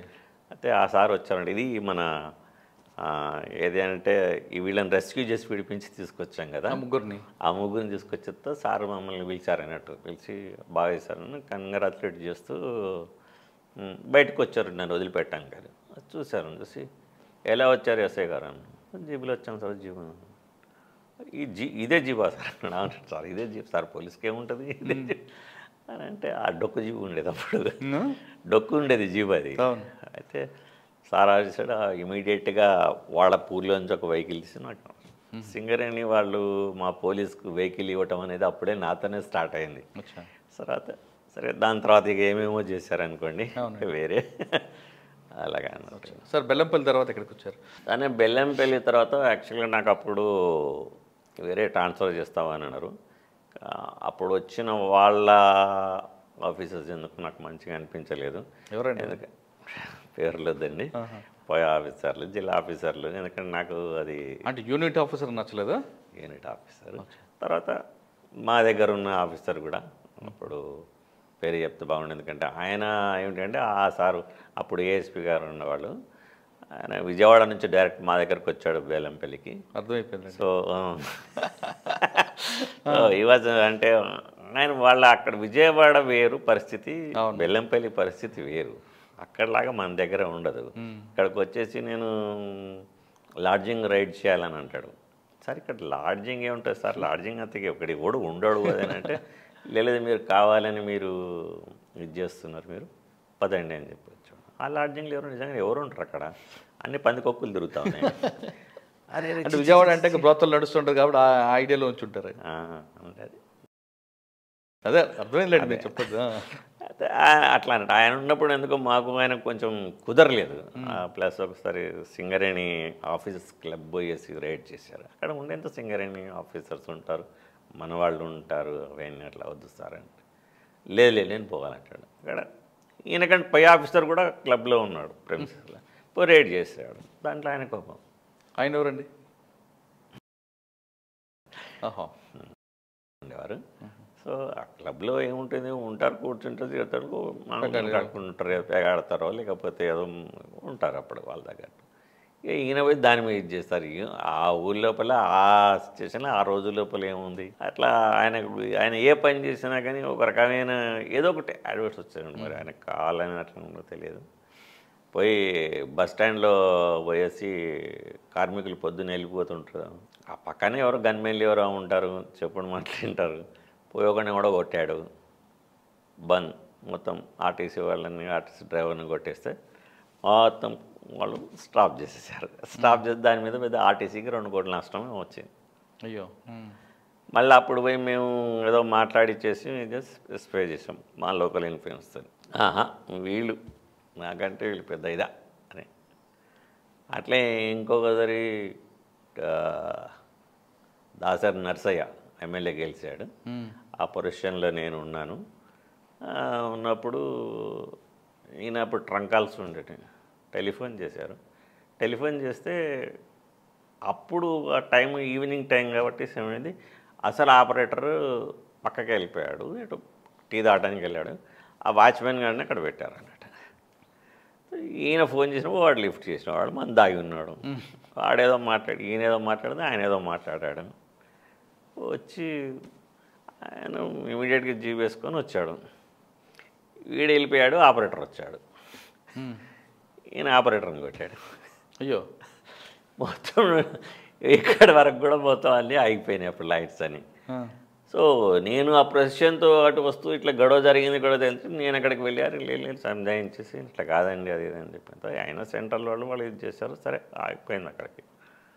సో అట్లా ఏంటంటే ఆయన ఏది జరిగినా కానీ మమ్మల్ని నెగిటివ్గా తీసుకున్నారు. వీడు అవన్నీ నెగిటివ్ మాకు ఏమీ లేకుండే. అట్లా ఆయన కొంచెం మాకు ఇదండి. ఇక అప్పుడు మాకు ఇక అసలు అప్పటికే నేను 3.5 ఏళ్ళు అయిపోయింది అక్కడ. ప్రతి వాళ్ళు రావటం, నన్ను పంపించకపోవటం, అక్కడ ఉంచటము, వేరే దగ్గరికి వెళ్ళిపోతా అన్నా కానీ జనరల్గా అన్ని రోజులు ఉండాలనేది కూడా నాకు ఉద్దేశం ఉండదు. అట్లాగే నేనుగా ఏసీబీకి పెట్టుకున్నాను. ముందు ఇంటెలిజెన్స్ అంటే ఇంటెలిజెన్స్ రిజెక్ట్ చేశారు మా యూనిట్ ఆఫీసర్స్, ఆదిలాబాద్ ఆఫీసర్స్ పంపించలేదు. ఏం చేస్తారు, జనరల్గా ఏం రాస్తారు, ఈయన చాలా బ్రహ్మాండంగా చేస్తాడు, ఇక్కడ వర్క్ కాబట్టి ఈయన వదులుకోలేమని. మరి ఉన్నోడికేమో ఇవ్వాలి కదా. ఏసీబీకి అప్పుడు నేను ఏసీబీకి హైదరాబాద్ వచ్చారా? అవునన్నా, అప్పుడు ఏసీబీ పెట్టుకుంటే అది కూడా రిలీజ్ చేయలేదు. చంద్రశేఖరన్ గారని డీజీ గారండి అప్పుడు ఏసీబీ సార్ దగ్గరికి వెళ్ళి కలిశాను. ఏంటి ఇప్పుడు ఇస్ ద మ్యాటర్ అన్నాడు. నేను ఇట్లా పెట్టుకున్నాను, మరి నన్ను వదిలిపెట్టట్లేదు. మీఎడ్ ప్రభాకర్ రావు గారు మాట్లాడారు, 2 రోజుల్లో రిలీవ్. ఏసీబీలు ఎంతకాలం చేస్తారు? ఏసీబీలు 5 years చేశాను. ఎక్కడ? హైదరాబాద్లో? నేను నిజామాబాద్ రేంజ్. నిజామాబాద్ అంటే నిజామాబాద్ కమ్ మెదక్. మీకు అక్కడ బాగా గుర్తిరిపిన కేసు ఉందా? డిఏ కేసు కానీ ట్రాప్ కేసు కానీ? డిఏ కేసు ఉందండి. ఒక ఎక్సైజ్ అఫీషియల్ మీద ఒకటి ట్రాప్ కమ్ డిఏ ఇచ్చేసాము. డిఏ లోపల ఆ ఎక్సైజ్ అఫీషియల్కు 5 years రిగరస్ ఇంప్రిజన్మెంట్ కూడా వచ్చింది. డిఏ కేసులు కన్విక్షన్ వచ్చిందా? కన్విక్షన్ వచ్చింది. అది చాలా రేర్ కదా. చాలా రేర్. అంటే దాంట్లో ఆయన that was the first time యాక్చువల్గా రైడ్ చేసినప్పుడు 25 లక్షల క్యాష్ దొరికింది మాకు నెట్ ఇంట్లో పూట. సార్ సాధారణంగా ట్రాప్ కేసులు కన్విక్షన్ వస్తుంది కానీ డిఏ కేసులు రాదు. డిఏ కేసుల్లో కూడా కన్విక్షన్ తేవాలంటే అది ఇన్వెస్టిగేషన్ ఫార్మేట్ ఏ విధంగా ఉండాలి అంటే ఇప్పుడు అక్కడ వాళ్ళు ఏం చేశారు కదంటే, అప్పుడు మాకు అతను ఆఫీసర్ ఏదైతే అక్యూడ్ ఆఫీసర్ ఉన్నాడో వాళ్ళందరూ కూడా అతను లాతూర్లో భూకంపం వచ్చినప్పుడు, లాతూర్లో భూకంపం వస్తే ఆ భూకంపానికి ధాటికి తట్టుకోలేక వాళ్ళందరూ కూడా ఈ ఆఫీసర్ యొక్క భార్య వాళ్ళ రిలేటివ్ కాబట్టేసి అక్కడ ఉన్న వాళ్ళందరూ కూడా వాళ్ళ చుట్టాలందరూ కూడా తెలిసిన వాళ్ళందరూ కూడా ఒక 10 మంది వరకు ఏమైపోయేసి అక్కడి నుంచి డబ్బులు తీసుకొచ్చి ఈమె దగ్గర దాచిపెట్టారు. అవే ఈ డబ్బులు, ఈ 25 లక్షలు అనేది ఆయన కౌంటర్ తీసుకొచ్చారు, ఆయన కౌంటర్. సో ఆ టైంలో మేము మహారాష్ట్రకు వెళ్ళాము. ఆ ప్రతి ఒక్కడి యొక్క బ్యాక్గ్రౌండ్ అక్కడ చూస్తాం. వాళ్ళకి ఎన్ని ఎకరాలు ఉంది, ఏం పండుతుంది, ఏమిటి, ఎంత అక్కడ ఉంది. వీళ్ళని తీసుకొచ్చిన అతను స్వీట్ షాప్ అతనికి ఎంత డబ్బు ఉంది, అతనికి చాలా ఆస్తిపరుడు వాడు పెట్టలేదు కానీ వీళ్ళందరూ పెట్టారన్నారు. మరి వాడే పెట్టలేదు, తీసుకొచ్చారు. భూకంపం అంటున్నారు. భూకంపం ఏముంది, భూకంపం వచ్చిపోయిన తర్వాత ట్రెమర్స్ వస్తుంటాయి అంతే. సో అది కూడా మేము మెన్షన్ చేసాము, ట్రెమర్స్ వచ్చాయి, వీళ్ళంతా కూడా దీని లెవెల్లో కావాలని చెప్పేసి ఇది చేశారు. అండ్ మోర్ ఓవర్ వీళ్ళందరూ ఏదైతే ఒక వెహికల్లో వచ్చామంటున్నారో it is not at all. అది ఆ రోజు షెడ్లో ఉంది, రిపేర్లో ఉంది. తర్వాత ఈ ఏదైతే మన ఏమంటాం మనం చెక్ పోస్టులు ఉంటాయిగా, చెక్ పోస్ట్ రికార్డ్ ప్రకారం కూడా బండి వచ్చినట్లేదు కాబట్టి వీళ్ళు రాలేదు. ఇదంతా కూడా కుక్డ్ అప్ స్టోరీ అని పెట్టాం. It was success. అంత వేగ్గా పెడతారు సార్ వాళ్ళు, ఏసీబీ వాళ్ళు వెళ్ళారన్నా, లేదంటే ఏదో మేనేజ్ చేసుకుందాం అన్న ఉద్దేశంతో. తప్పు జరిగినప్పుడు ప్రతి వాళ్ళు కూడా దాన్ని మేనేజ్ చేసుకుని తనకు వచ్చిందని చేసుకుంటారు. అంతని వాళ్ళు ఎక్స్పెక్ట్ చేయలే కావచ్చు అంత డీప్గా వెళ్తారని చెప్పేసి. కానీ అది మేము డీప్గా వెళ్ళాము. డీప్గా వెళ్ళేసి, ఎందుకంటే ఆ కేసు మొత్తం కూడా ఆయనకున్న ఆ 25 లక్షల క్యాష్ మీదనే మేము ఫోకస్ చేసాం. ఫోకస్ చేసి అది చేసాం. ఇంకా బాగా గుర్తుండిపోయిన ట్రాప్ కేసు ఉంది అక్కడ? ట్రాప్ కేసెస్ కూడా బాగానే ఉన్నాయండి. ట్రాప్ కేసెస్ కాకుండా సర్ప్రైజ్ చెక్లను కూడా చేసేవాళ్ళం. ఒక సబ్ రిజిస్ట్రార్ ఆఫీస్కి వెళ్ళాము 5 గంటలప్పుడు. వెళ్తే జనరల్గా చెప్తా ఏం లేదు సార్, ఏం లేదు, అంత బాగానే ఉంది. ఎందుకంటే జనరల్గా వాళ్ళైతే ఆల్ రెవెన్యూ డిపార్ట్మెంట్స్ ఏదైతే ఉంటాయో అవన్నీ కూడా వాళ్ళు పర్సనల్ క్యాష్ డిక్లేర్ చేయాలి. సో ఆయన సబ్ రిజిస్ట్రార్ గారు ఉండేసి, మరి ఏం లేదు సార్, ఏం లేదు సార్, అంత ఏం లేదు అన్నారు. అప్పుడు నాకు ఇన్ఫర్మేషన్ ఉంది. సరే మంచి సార్, మీ లెఫ్ట్ సాక్స్ లోపల డబ్బులనే తీయండి అని అంటే షాక్గా, నా లెఫ్ట్ సాక్స్లో డబ్బులు అని మీకు వేస్తారంటే మరి అదే నా పని అట్లా అని చెప్పారు. ఎంత ఉన్నాయండి అప్పుడు? 10,000 వరకు సాక్స్లో పెట్టుకెళ్తున్నాడు. అది ఉండదు బయట, అది కనిపించదు కానీ సాక్స్లో దాచి పెట్టుకుంటున్నాడు. అది కాకుండా నాకు తెలుసు కాబట్టి నాకు చెప్పేవాడు అట్లా. తెలుసు అట్లా ఇన్ఫర్మేషన్ పిన్ పాయింట్ కదండి అది, చాలా పిన్ పాయింట్. అట్లా ఈ చెక్ పోస్ట్ లోపల కూడా మనకు ఒక డబ్బా లాంటిది పెట్టేస్తారు, అందరు వచ్చి డబ్బులు వేసిపోతూ ఉంటారు, దాంట్లో కలెక్షన్ చేస్తూ ఉంటారు. అది కూడా లారీల లోపల మేము ఇక్కడి నుంచి హైదరాబాద్ నుంచి జీబ్లో వెళ్ళి నిజామాబాద్ ఎవరిది లేకుండా అక్కడ బస్ ఎక్కి చెక్ పోస్ట్లో డైరెక్ట్ దిగేవాళ్ళం అన్నట్టు.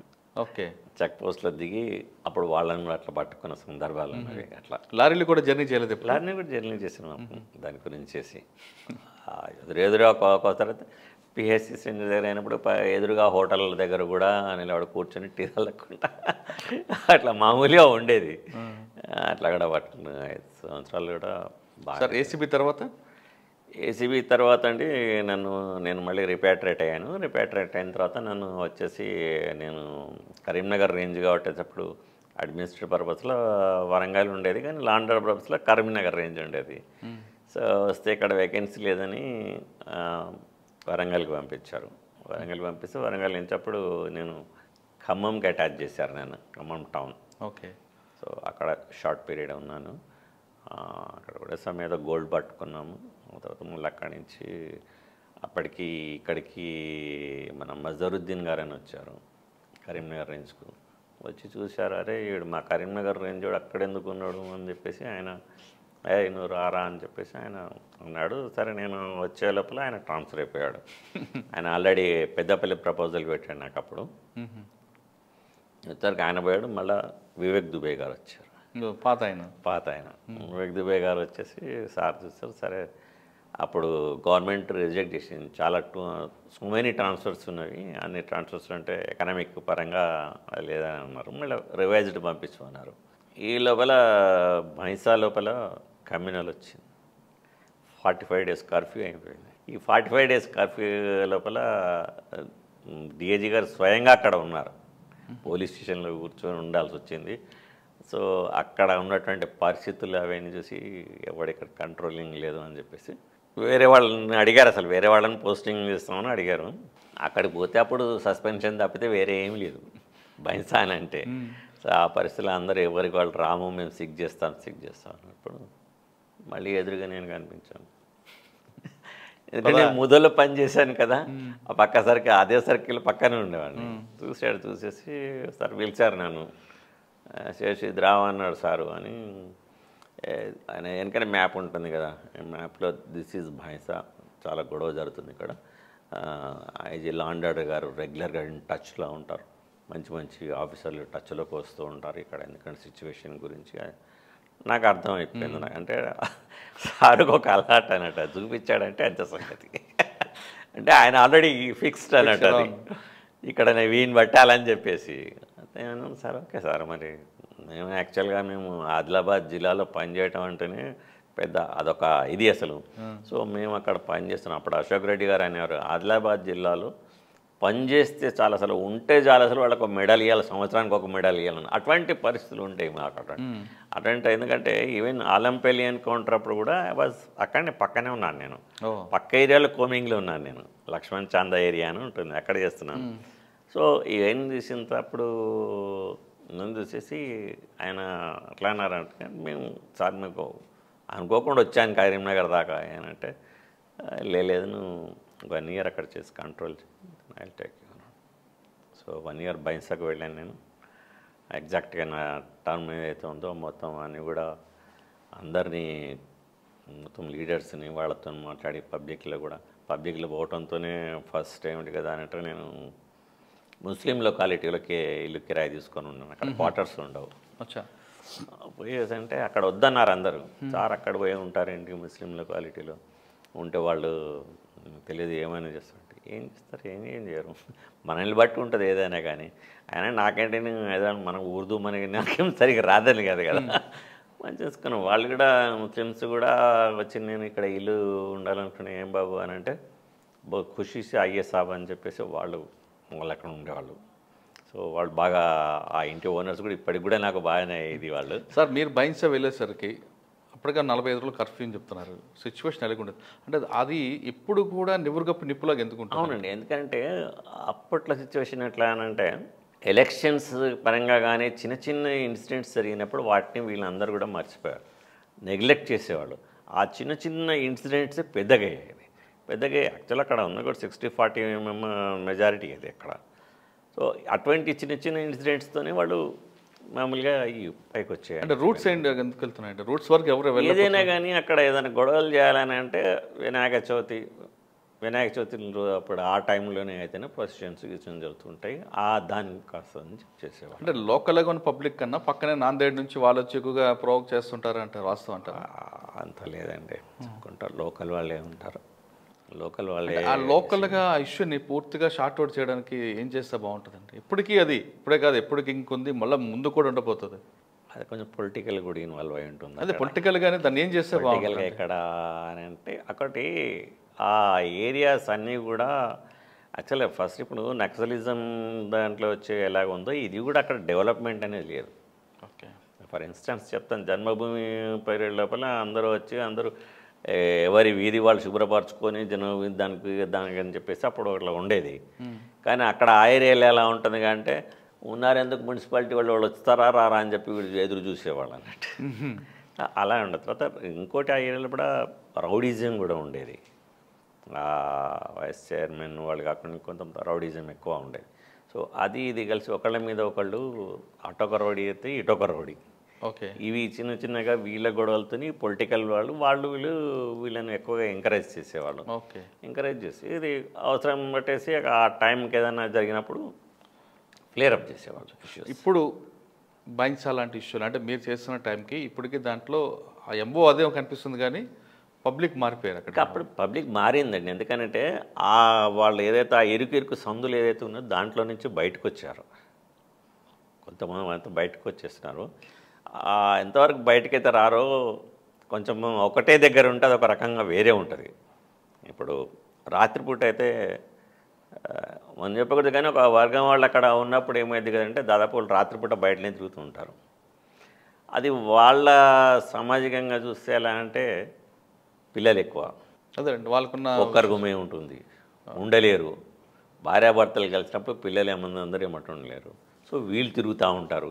ఈ రాత్రిపూట తిరగటం అంటే అటు తిరిగి ఏదో ఇట్లా కూడా అంటే అదొక్కటే సమస్య కాకుండా ఇప్పుడు ఆ సమస్య పూర్తిగా పురుషా పెట్టాలి అనుకుంటే రాగబోయే కాలంలో కూడా ఈ రెండు మతాల వారిని కూర్చోబెట్టి మాట్లాడాలా, లేదు మీరు అన్నట్లుగా అభివృద్ధి చేయాలా, లేదు రెండు పొలిటికల్ పార్టీ ఇన్వాల్వ్ అయ్యి ఆ ఇష్యూని పూర్తిగా లీడర్లతో మాట్లాడడమే కాదు, పొలిటికల్గా ఎవరైతే లీడర్స్ ఉన్నారో వాళ్ళతో మాట్లాడడమే కాదు, డెవలప్మెంట్ అనేది కూడా అక్కడ ఒక వాళ్ళకి ఏంటి అంటే మమ్మల్ని తక్కువ చూస్తారు అనేది ఒక ఫీలింగ్ ఒకటి ఉంటుంది. సో డెవలప్మెంట్ అనేది కూడా ఇంపార్టెంట్ అన్నట్టు. ఆ డెవలప్మెంట్ కనుక జరిగితే అక్కడ దాదాపు అక్కడ కంట్రోల్ అవుతుందండి. అంటే మీరు అన్నట్లుగా నక్సల్ సమస్య ఏ విధంగా క్రమేపీ తగ్గిందో డెవలప్మెంట్ అదే విధంగా ఇక్కడ కూడా నక్సల్ సమస్యకు కూడా మనకు కమ్యూనికేషన్, ట్రాన్స్పోర్టేషన్ ఇవన్నీ ఎలాగైతే మనం లోపల చొచ్చుకోవటం వల్లే మన డెవలప్మెంట్ జరిగింది కదా, దాంతోనే కొంచెం పబ్లిక్ అనేది దూరం అయ్యారు. అట్లే ఇక్కడ కూడా జరగాల్సిన అవసరం ఉంది. అంటే ఇక్కడ కూడా రెండు మతాల వాళ్ళకి కూడా వాళ్ళకి ఉపాధి ఉద్యోగం కల్పించుకుంటూ వెళ్తుంటే వాళ్ళు డైవర్ట్ అవుద్దాం. అవును, డెవలప్మెంట్ చేస్తుంది. ఓకే, బైన్సా తర్వాత ఎక్కడికి వచ్చారండి? బైన్సా తర్వాత అండి నేను కరీంనగర్ టౌన్కి వచ్చాను. ఓకే, బైన్సాలో ఉన్నప్పుడు కవ్వాల్ ఫారెస్ట్లో అది ఇంకటది ఆ తర్వాత జరిగింది. అది నేను యాక్చువల్గా అంటే బైన్సా తర్వాత కరీంనగర్ వచ్చారా? కరీంనగర్కి వచ్చాను. కరీంనగర్ లోపల ఉమేష్ చంద్ర గారి ట్రాన్స్ఫర్ జరిగినప్పుడు గొడవలు జరిగినాయి. గొడవల లోపల ఎవరెవరు ఇన్వాల్వ్ అయి ఉన్నారో నేను చెప్పాల్సిన అవసరం లేదు. అసలు ఏం జరిగిందంటే ఆయన ట్రాన్స్ఫర్ ఎందుకు చేశారు? ట్రాన్స్ఫర్ అయిన తర్వాత మీరందరూ రోడ్లపైకి వచ్చి ధర్నా ర్యాలీ చేయడం దాంట్లో చెప్పకుండా పోలీసులు ఇన్వాల్వ్ అయి ఉన్నారు అంటారు. అంటే ఎందుకు ట్రాన్స్ఫర్ అంటే కరీంనగర్లో అసలు చాలా బాగా చేశారు కదండి. అవును, ఆయన బాగా చేశారు. ఉమేష్ చంద్ర గారికి సొంతంగా ఆయనకు మంచి పేరు ఉంది, మంచిగా ఇచ్చేసేవారు. ఆ మంచి పేరుతో ఏంటంటే ఇంకొక ఆఫీసర్ ఒక ఆయన అక్కడ పనిచేసేవాడు. ఆఫీసర్ పనిచేస్తే అంటే ఆయన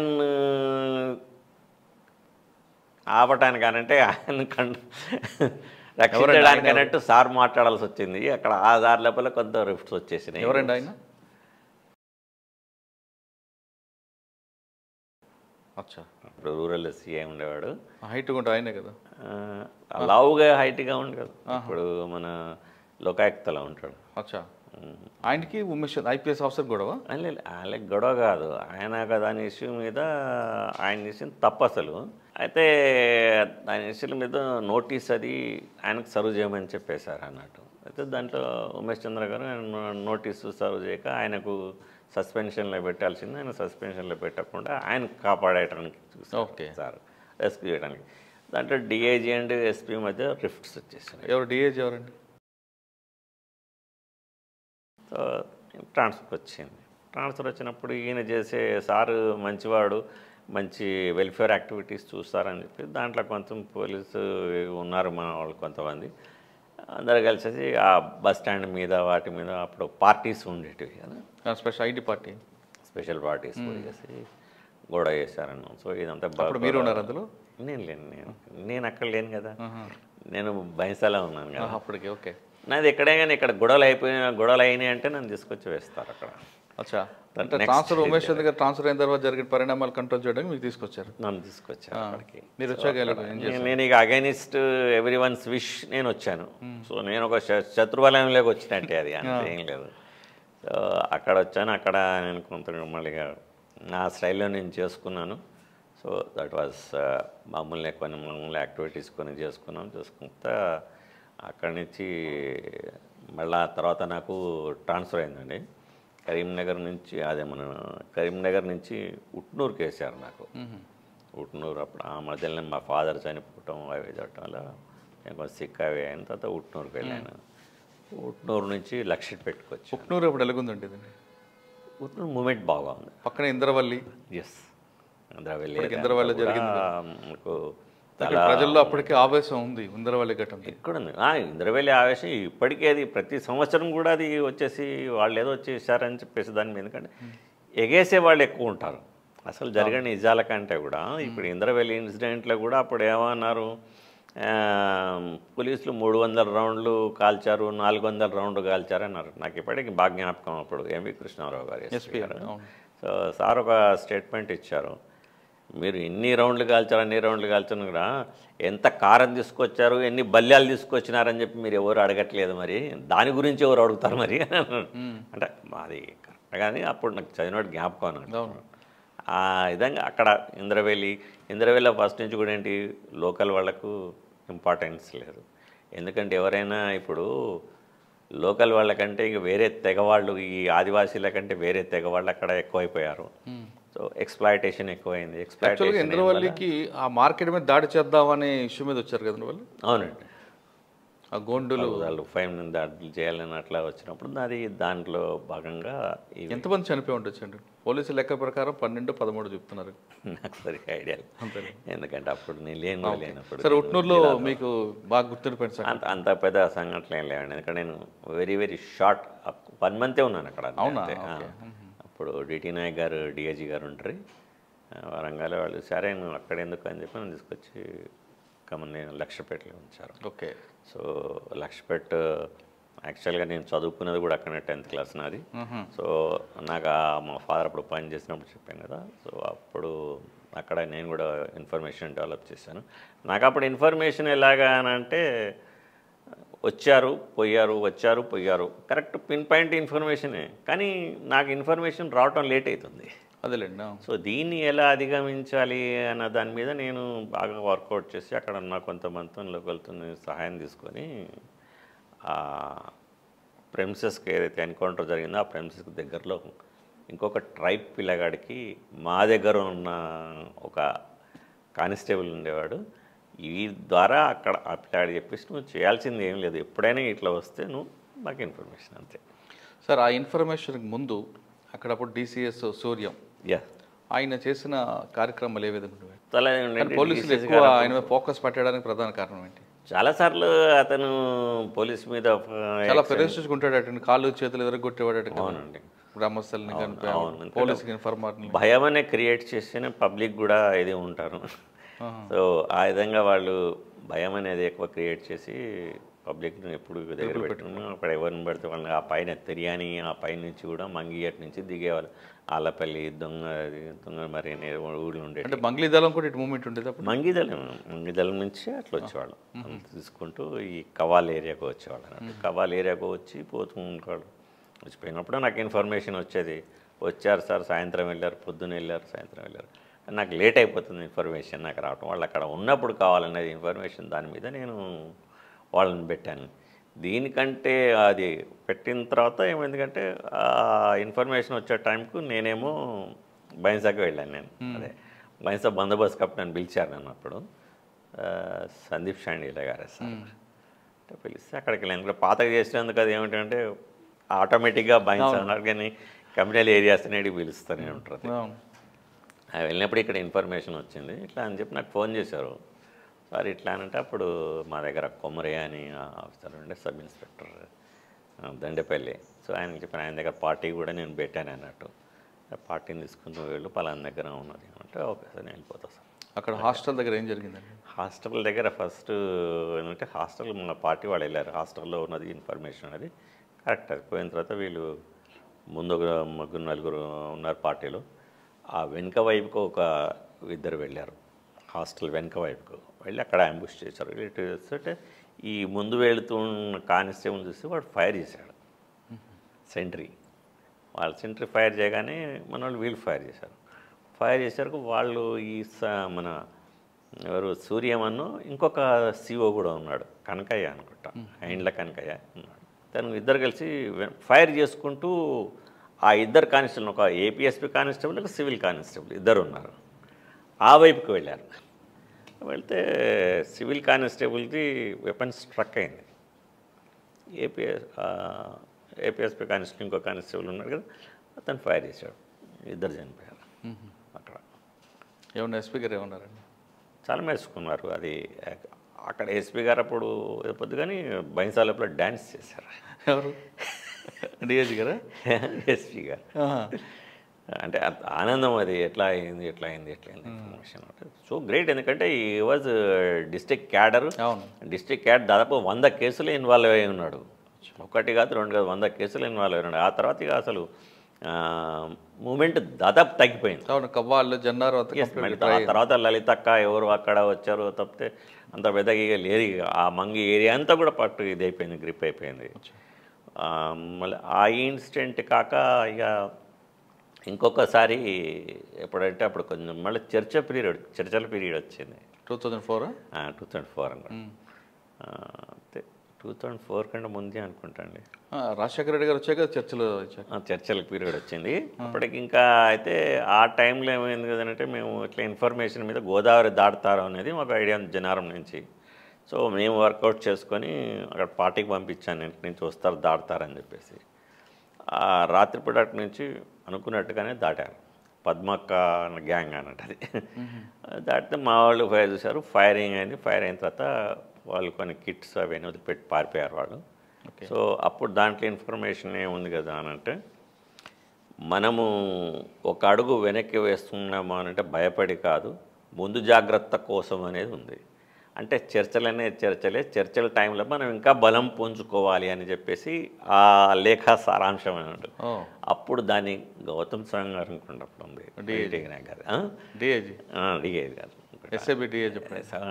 ఉండే. తర్వాత ఆ సార్లందరూ కూడా అప్పుడు దీన్ని బాగా ఎలివేట్ చేసాం మనం. వాళ్ళు చెప్తున్నారు చర్చలు అనేది కానీ ఇదంతా దీనికోసం అనేసి అప్పుడు దాన్ని ఇచ్చేసాం అన్నట్టు. దాన్ని వేసి అదొకటి బాగా మంచిగా కారైంది దాంట్లో లోపల. తర్వాత లక్ష్మణపేట తర్వాత నేను లక్ష్మపేటలో ఉన్నప్పుడు కూడా నా ఫ్రెండ్ నా క్లాస్మేట్ మర్డర్ కూడా జరిగింది. అరే అది కూడా పక్కనే జెండా వెంకటాపురం ఉండేది. ఇంట్లో చాలా క్రూరంగా చంపేశారు. ఎవరు? ఆపోజిట్ పార్టీ ఉండేయండి, వాళ్ళ పేరుకోళ్ళు వాళ్ళ దాంట్లో. అచ్చా, అంటే దీని మూమెంట్కి సంబంధం కాదు. మూమెంట్కి సంబంధం లేదు, మూమెంట్కి సంబంధం లేక చంపేశారు. మరి ఆ కేసులు దొరికారు వాళ్ళు? అదే ఈవెన్ దానికి కన్విక్షన్ కూడా వచ్చింది. అచ్చా, మీకు మరి మల్లయ్య గారితో మీ అనుబంధం ఏంటండి? మల్లయ్యతోనంటే మల్లయ్య ఆర్ఎస్ఐగా నాతో పాటు నా కొలీగే. ఆ తర్వాత నేను ట్రైనింగ్ కంప్లీట్ చేసుకున్న పేరుకు బెల్లంపల్లిలో ఆర్ఎస్ఐగా ఉన్నాడు తను. మేము అందరం కూడా రైడ్స్కి పోయినప్పుడు చాలా ఆపరేషన్ చేశారట కదా? చాలా ఆపరేషన్స్ మీరు అన్నట్టుగా నిజమే. సక్సెస్ రేట్ ఎంత ఉందండి? అప్పుడు 80% ఉండేదండి. ఎందుకంటే నేను చెప్పాను కదా, అప్పుడు సికాస లోపల మాకు ఇన్ఫర్మేషన్ ఫుల్లీ ఫ్లయింగ్. సో ఎంత తోడినా కొద్ది నీళ్ళు అన్నట్టు ఊటలాగా ఉండేది అది. కాబట్టి రాత్రి రైడ్స్ అవి ఇవి అని బయట కూడా మేము ఇద్దరం కలిసి కూడా కొన్ని కదంబా ఏరియాస్కు అటు పోయినాం. ఒకనొక ఇన్సిడెంట్లు అయితే బెల్లంపల్లి లోపల మార్నింగ్ నేను పోతూ ఉంటే పోస్టర్ పడ్డది, వాల్ పోస్టర్. ఏంటి వాల్ పోస్టర్ పడ్డది ఏంటి అని చెప్పేసి పోతుంటే ఇప్పుడే పడ్డా సార్ అని అన్నట్టు. అంటే ప్రజలు అయితే వాడు ఉరుకుతూ ఉన్నాడు అన్నట్టు, నన్ను చూసి ఉరుకుతుంటే నేను కూడా ఎమ్మడి ఉరుకుతుంటే పబ్లిక్ కూడా అప్పుడు ఎట్లా అంటే సార్ అటు పోయినాడు సార్ ఇటు పోయినాడు సార్ ఇక్కడ పోయినాడు అట్లా నన్ను గైడ్ చేసినారు అన్నట్టు. అందరు కూడా వాడు ఉరుకుతుంటే పట్టుకుంటే వాడు అంతకుముందు రోజు ఒకటి మేము డిన్నర్కి పోయినాం ఒక దగ్గరికి. అక్కడ వాడు మాకు అన్నం పెట్టిండు వాడు. అంటే అంతగా పాకపోయి ఉన్నారు అన్నట్టు అప్పుడు వాళ్ళు. అది ఇలా మర్చిపోలేమన్నాడు. తర్వాత వాడు మళ్ళీ మంచిగా అయినాడు. లేదు సార్ మీరు పట్టుకోవటం వల్ల ఆ రోజు మళ్ళీ లైఫ్ సెటిల్ అయిపోయిందని అట్లా చాలామంది. ఇంకొకతను కూడా సిఓ లెవెల్లో కూడా ఇప్పటికీ జ్ఞాపకం చేస్తూనే ఉంటారు వాళ్ళు. తర్వాత ఎక్కడికి వచ్చారు సార్ లక్ష్మీపేట తర్వాత? నేను లక్ష్మీపేట తర్వాత హుజురాబాద్కి వచ్చానండి. హుజురాబాద్కు వస్తే హుజురాబాద్ లోపల అప్పుడు మూమెంట్ తక్కువ అయిపోతుంది. 2003 and 2004 ఆ టైం లోపల. సో అప్పుడు అన్నీ కూడా ఎస్ఐబి వారి దాంతోనప్పుడు మన ప్రవీణ్ కుమార్ గారు ఉండే ఎస్పీ ప్రవీణ్ కుమార్. సో మేము అప్పుడు ఇవన్నీ ఆత్మనిర్భర్ ఏదో ఉండేదండి సదస్సు వేసేసి అప్పుడు బ్రహ్మాండంగా మా దగ్గర ఒక క్యాసెట్ అవి రూపొందించి మేము కళా బృందాలతో పంపించడం జరిగింది. అది బాగుండే. విలేజ్ డిఫెన్స్ స్క్వాడ్స్ అని కూడా అప్పుడు మేము ఫామ్ చేయడం జరిగింది సార్ ఆధ్వర్యం లోపల. సార్ కూడా ఒకసారి అప్పుడు రాత్రిపూట అనుకోకుండా సడన్గా వచ్చారన్నట్టు. వచ్చేసి నేను క్వార్టర్ లైన్ ఉన్నాను, ఇంతలో శేష్ కుమార్ పోదాం బా అని చెప్పేసి ఇక్కడికి పక్కా ఊరికి చేల్పూర్ అనే ఒక విలేజ్ ఉంటుంది, అది తీసుకెళ్లారు. అక్కడికి ఉన్నారా అసలు విలేజ్ డిఫెన్స్ స్క్వాడ్ ఉందా లేకపోతే ఊరికే కథలు చెప్తున్నారా అని సార్ వచ్చారు. వస్తే వెళ్తే అక్కడ రాత్రిపూట బ్రహ్మాండంగా వాళ్ళు తిరుగుతున్నారు.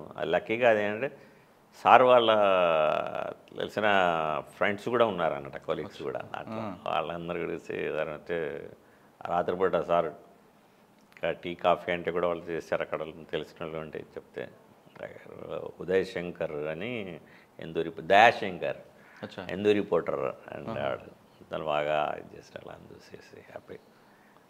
అక్కడ హుజూరాబాద్ తర్వాత హుజూర్ నగర్ కదా? లేదు హుజూర్ నగర్ నల్గొండ.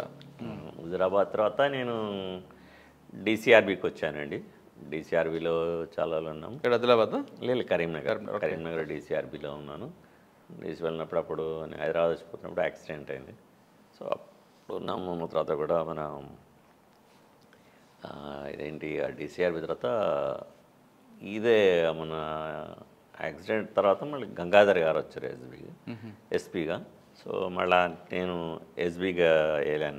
నేను ఎడ్ల గంగాధర్ గారు స్పెషల్ బ్రాంచ్ ఇన్స్పెక్టర్గా వెళ్ళాను. సో అప్పుడు కూడా బాగా చాలా వరకు మేము బందోబస్తులు అవి చాలా ప్లాన్స్ ఎలక్షన్స్లో కానీ చాలా బాగా ఇది చేసాం.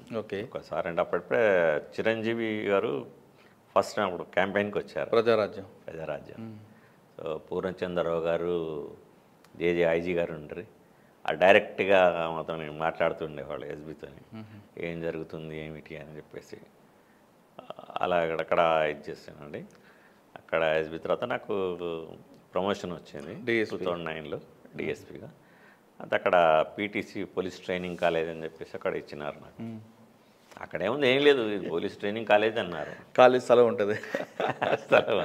సో అక్కడ ముందుగా మన స్థలాన్ని మనం ఇది చేసుకోవాలని మేము అక్కడ లోకల్ అప్పుడు, ఎందుకంటే నేను ఎస్బీగా ఉన్నాను డిస్టిక్లో నాకు అంతా తెలుసు కాబట్టి కొంచెం వాళ్ళ సహాయంతో పోల్స్ అవి బాత్ ఇచ్చేసి ఒక చిన్న పరేడ్ గ్రౌండ్ లాంటిది ఒకటి మీ వేసుకొని, డిపార్ట్మెంట్ అదిలో తెచ్చుకున్నారు అన్నిటిని కబ్జా తెచ్చుకొని, కాకుండా. అవును కొన్ని అప్పుడే కొన్ని షర్ట్స్ అవన్నీ అప్పుడు సార్ ఉండేవారు, వికే సింగ్ గారు, తర్వాత వాళ్ళు ఉండేవాళ్ళు. సో కోడెల శివప్రసాద్ గారు, మన దుర్గాప్రసాద్ గారు ఉంటారు సార్. కూడా సార్ కూడా డైరెక్ట్ ఎప్పుడు టెంట్లోకి వచ్చారు. దాన్ని కొంచెం డెవలప్ చేసాము. ఆ తర్వాత ఇప్పుడు మన తెలంగాణ సెకండ్ ఫేజ్ స్టార్ట్ అయింది. తెలంగాణ సెకండ్ ఫేజ్ స్టార్ట్ అయినప్పుడు మన ముఖ్యమంత్రి గారు మళ్ళీ అక్కడ నిరాహార దీక్ష చేస్తారు అని అనుకున్నారు. సో అప్పుడు నేను బందోబస్తుకని పంపించారు. కరీంనగర్, సిద్దిపేట. ఓకే. సిద్దిపేట బందోబస్తు పంపిస్తే నేను బందోబస్తు చేసుకుంటున్నాను. అప్పటికే సిద్దిపేటలో చాలామంది అక్కడ ఉన్న మేడం జయలక్ష్మి మేడం గారు మెటర్నిటీ లీవ్లో వెళ్తున్నారు. సో అక్కడ ఇంకొక ఆయన కూడా డిఎస్పీ ఉండే, అక్కడ మెదక్ డిఎస్పీ అక్కడ ఇన్ఛార్జ్, ఆయన సిద్దిపేట రావాలని ఆయన తీవ్ర ప్రయత్నాలు ఆయన చేసుకుంటా ఉన్నాడు. సో నన్ను అటు ఇటు చేసి నన్ను గజ్వేల్కి పంపించారు, అక్కడ చూసుకోపోవని. అదేమైనా అక్కడ చూసుకున్నాను, నేను అక్కడ మామూలు బందోబస్తు అవి చూసుకున్నాను. తర్వాత వీళ్ళంతా ప్రయత్నాలు చేస్తున్నాను, నాకు అక్కడికే పోస్టింగ్ వచ్చింది. నేను మామూలుగా పూర్ణచంద్రరావు గారితో మాట్లాడాను, సార్ మరి నేను ఇక్కడ ఎన్ని రోజులు ఉంటాను సార్, నేను నా పోస్టింగ్ నాకు చెప్తే నేను వెళ్ళిపోతాను, నేను నా పోస్టింగ్ ఒరిజినల్ పీటీసీ కదా అని అడిగితే, లేదు నీకే పోస్టింగ్ ఇక్కడ ఇస్తున్నావు, నువ్వు అక్కడే ఉంటా. మరి వీళ్ళందరూ తిరుగుతున్నారు సార్, రోజు తిరుగుతా ఉన్నాడు, ఆయన మీటింగ్లకు అటెండ్ అవుతున్నారు వాళ్ళు, ఇదంతా నీకెందుకు. ఎవరు ఉన్నారు ఇప్పుడు సర్వీస్లో? ఇక్కడ ఒక ఏళ్ళు ఉంటుంది. అయితే ఇట్లా అంటే ఉన్నాడు, సర్వీస్లో ఏం లేదండి, రిటైర్ అయిపోయినాను. సో నాకు పోస్టింగ్ ఇచ్చారు. బాగున్నప్పుడు సిద్దిపేటలో మేము ఎడ్యుకేషన్ ఇక్కడి నుంచి అక్కడి వరకు మనకు శనిగారం నుంచి ఇక్కడ దాదాపు తుర్కపల్లి వరకు దాని బార్డర్స్. ఇంత పొద్దున మొదలు పెడితే మేము అప్పుడు అందరినీ రాస్తా రోకాలంటే అక్కడి నుంచి మొదలు పెట్టుకుంటూ ఇలా లేపుకుంటూ సాయంత్రం అయ్యేది మనం తుర్కపల్లి జరుపుకునే వరకు. సార్ అక్కడ సింగాపూర్ అక్కడ వ్యభిచారం బాగా జరిగింది, దాని మీద ఫోకస్ చేశారు అప్పుడు సిద్దిపేటకి ముందు రోడ్ సైడ్. మన ఏంది మన సబ్స్టేషన్ దగ్గర ఉంటుంది సింగాపూర్ అనగా తుర్కపల్లికి ముందు. మా దృష్టిలో చారుసేన మేడం ఉన్న టైంలో బాగా జరిగేది అప్పట్లో. మరి సరే సార్, అయితే రాలేదు ఉద్యమం హరీష్ రావు గారు కూడా అప్పుడు ఉండేవారు, నేతృత్వం వహించేవాళ్ళు. చాలాసార్లు కలిసిన తర్వాత ఎలక్షన్స్ లోపల జగ్గారెడ్డి గారిని అరెస్ట్ చేయాల్సి వచ్చింది, అదొక ఇన్సిడెంట్స్. అది మళ్ళీ అక్కడ దాదాపు ఉద్యమం ఎక్కువే ఉండేదండి. అనుకోకుండా అక్కడ ఒక SC/ST కేసు జరిగింది. ఆ కేసు లోపల నేను అక్కడ లోకల్ లీడర్స్, అప్పటి లీడర్స్ చేయొద్దన్నారు, వాళ్ళ మనిషిని అరెస్ట్ చేయొద్దన్నారు. నేను ప్రజలు చెప్తున్నప్పుడు అలా జరిగింది అని చెప్తున్నప్పుడు నేను చేయకుండా ఎలా ఉంటాను, నేను వినలేదు. సో ట్రాన్స్ఫర్ అన్నారు. సో న్యాచురల్ నేను ఎప్పుడు ఎక్స్పెక్ట్ చేస్తూ ఉంటాను, మనం అంతా కూడా నా టార్గెట్ 2 సంవత్సరాలు 2 సంవత్సరాలు పెట్టుకుంటాను. నేను ఎక్కడికి వచ్చారండి సిద్దిపేట తర్వాత? సిద్దిపేట తర్వాత మంచిర్యాలకు వెళ్ళానండి. మంచిర్యాల డిఎస్పీ. సిద్దిపేటలో ఉన్నప్పుడు ఇంకొకటి చాలా ఇంపార్టెంట్ విషయం జరిగిందండి. మోహన్ ఖండసారి షుగర్ అని రోడ్డు మీద కనబడుతుంది మీకు. ఎవరండి? ఈ కొడకండ్ల కుకునూరుపల్లి దాటిన తర్వాత ఫ్యాక్టరీ, మూతబడిన ఫ్యాక్టరీ ఉంటుంది ఒకటి. ఓకే. ఖండసారి ఫ్యాక్టరీ ఉంటుంది. అక్కడ ట్రిపుల్ మర్డర్ జరిగింది. ముగ్గురిని అంటే వచ్చేసి రాత్రిపూట కుకునూరుపల్లి దాటిన చెప్పేది అదే. అవునండి, టర్నింగ్లో ఇట్లా ఉంటుంది అక్కడ. అయితే అక్కడ ట్రిపుల్ మర్డర్ జరిగితే దాన్ని మేము వారం రోజుల్లోనే ఛేదించినాం. అప్పుడు వెంకటయ్య అని కుకునూరుపల్లి ఎస్ఐ ఉండేవాడు, అందరూ కలిసి. వెంకటయ్య. అచ్చా. తర్వాత ఇంకా మన బుచ్చిరామిరెడ్డి గారేమో అడిషనల్ ఎస్పీ అడ్మిన్ గారు ఉండేవారు. వెంకటయ్య గారు అంటే ఆయన పటాన్చేరు ఎమ్మెల్యే గారు అల్లుడు ఆయననా? లేదనుకుంటా, ఏ వెంకటయ్య అని. అచ్చా, ఓకే. ఎక్కడనే ఉన్నాడు ఆయన. దాన్ని బాగానే ట్రేస్ చేసి పట్టుకున్నాం. అప్పుడు దానిలో నాకు కమెండేషన్ కూడా వచ్చింది. ఏమో లేండి, దాంట్లో ఏదో దీని లోపల అప్పుడు మొక్కజొన్నలు ఉంటాయి కదా, ఈ మొక్కజొన్నలు ఈ ఫ్యాక్టరీలో పోసి ఉంచేవాళ్ళు అన్నట్టు. అయితే వాళ్ళు రాత్రికి రాత్రి ఒక సికింద్రాబాద్లో ఒక లారీని హైర్ చేసుకొని వచ్చేసి ఇక్కడ వచ్చి ఇక్కడ వాచ్మెన్లు వాళ్ళు ముగ్గురు ఉంటే ముగ్గురిని చంపేసి ఆ మొక్కజొన్నలు వేసుకొని పోయారు లోడ్ అమ్ముకోవటానికి అంతే ఏం లేదు. అడ్డు ఉన్నారని మీరు చంపిస్తుంటాడు. అవును. అదే ఇక్కడ ఈ సందర్భం ఏంటంటే అప్పట్లో నేను ఏం చేశాను అంటే ఈ హైవే మీద అన్నీ రాత్రిపూట యాక్సిడెంట్స్ కానీ లేకపోతే డెకాటీస్ అటువంటి జరగకుండా ఉండాలని చెప్పేసి చెకింగ్ పెట్టేది. ఆ చెకింగ్ ఎట్లా అంటే శనివారంలో 12 గంటలకు మొదలైతే ఒక 2 గంటల తర్వాత ఇంకొక ఏరియా ముందు మళ్ళీ అట్లా చేసుకుంటూ వచ్చేది. ఈ ములుగు మన గౌరారం పోలీస్ స్టేషన్ దగ్గర లాస్ట్కు చెకింగ్ జరుగుతుంది. ఈ ఎవరైతే ఉన్నారో వీళ్ళందరూ కూడా తీసుకొని పోతున్నారు అన్నట్టు, ఈ లోడ్ తీసుకొని పోతున్నారు. అక్కడ చెకింగ్ అవుతుంది. వాడు డ్రైవర్ అక్కడ ఆపుకున్నాడు. ఆపుకుంటే పేపర్లు తీసుకురా అంటే వీడి దగ్గర పేపర్లు లేవు కదా, ఎత్తుకొచ్చేది ఆ మెటీరియల్. వాడు వెళ్ళగాటి ఉన్నాడు, పేపర్లు తీసుకొని దాంట్లో ఉన్న అక్యూజ్డ్ మెల్లగా వాళ్ళు దిగి వెళ్ళిపోయినారు. డ్రైవర్ కూడా అటు ఇటు చూసుకుంటూ వాడు ఉంటాడు పేపర్లు అని చెప్పి. అప్పుడు చూసి మేము ఇక్కడ వచ్చరికి ఇన్ఫర్మేషన్ మాకు పొద్దునే వచ్చి చూసరికి నేను ఇమీడియట్గా రాత్రిపూట చెకింగ్ ఉండాలి కదా, ఏదైనా ఇటువంటి గ్రెయిన్స్ పట్టుకొని వచ్చిందా, లారీ ఏదైనా వచ్చిందా, రాత్రిపూట చెక్ చేసినారా అని చెప్పేసి మేము అందరినీ ఎంక్వైరీ చేస్తుండే. సార్ ఒకడు వచ్చింది సార్, వాడు కాగితాలు అంటే లేవు అన్నాడు, ఉన్నాడు సార్ అంటే సరే ముందు చూసి పట్టుకొని అట్లనే ఇమీడియట్ పట్టుకోగానే దాన్ని వస్తే దాని ద్వారా మొత్తం మళ్ళీ వాడు ఎక్కడ గుంటూరులో ఉంటే మిగతా వాళ్ళ అక్యూని పోయి పట్టుకొని వచ్చినప్పుడు అది సూపర్ కేసు అండి, బాగా సూపర్ కేసు అది. అప్పుడు డీజీ గారు కూడా మాకు కమెండేషన్ అది ఇచ్చారు. సిద్దిపేట తర్వాత మీరు మంచిర్యాల అనండి, సిద్దిపేట తర్వాత మంచిర్యాలకు వెళ్ళాను. మంచిర్యాల ఎలాగుందండి? మంచిర్యాల మామూలుగా అప్పుడు చెన్నూరు అటు సైపుడు కొంచెం మూమెంట్ ఉండేది. అటు వైపు కూడా మేము మోటార్ సైకిల్ మీద అటు తిరిగాను. ఆ పార్టీ మళ్ళీ ఎందుకంటే జిల్లాకు పోగానే పాత వాళ్ళు ఉంటారు కదా, సార్ వచ్చారన్నారు గతం అట్లా తిరిగేది.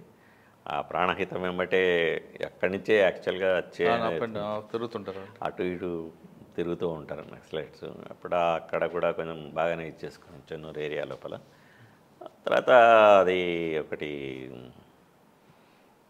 క్లబ్స్ రైడ్ చేసినారు అప్పుడు మంచిర్యాల క్లబ్ రైడ్ చేశాను. 5 లక్షల క్యాష్ దొరికింది. స్టేట్లో అదే ఎక్కువ క్యాష్ దొరికింది. అప్పుడు ఎవరు దొరకలేదు పెద్ద ఆఫీసర్లు అందరూ? ఆఫీసర్లు ఎవరు లేరు, వేరే ఆఫీసర్ దొరకడం కదా, ఆఫీసర్లో ప్రెజర్ లేదా అంటున్నాను. అది ఆఫీసర్ ప్రెషరు ఏదైనా ఉంటుంది లేండి, అది జనరల్గా వేరే ఉంటుంది. కానీ దాంతో కొంచెం లోకల్ వాళ్ళు కూడా అది కూడా ఇప్పుడు ఆ మంచిర్యాల అనేది కూడా నా ఇష్టంతో పోయింది కాదు. నేను అది ఆఫీసర్ పోస్టింగ్ నాది ఏదైనా కానీ నేను ఏది నా ఇష్ట ప్రకారంగా నేను పైరో చేసిపోలేదు. నాకు ఒకటే నేను అనుకుంటానంటే ఇప్పటికీ చెప్పుకుంటానంటే ఆఫీసర్స్ అనుకున్నారు వీడు పని చేస్తాను. సో నేను అక్కడికి వెళ్ళాను. అంటే దీనికంటే కారణం అక్కడ ఉన్నతాన్ని తీసివేయడానికి కారణాలు కూడా ఉన్నాయి. అదేలేండి. అచ్చా, మంచిర్యాల ట్రాన్స్ఫర్కి క్లబ్ కారణమా? మంచిర్యాల నుంచి ట్రాన్స్ఫర్కు క్లబ్ కారణం. మళ్ళీ అక్కడి నుంచి నిర్మల్కి ఇచ్చారు.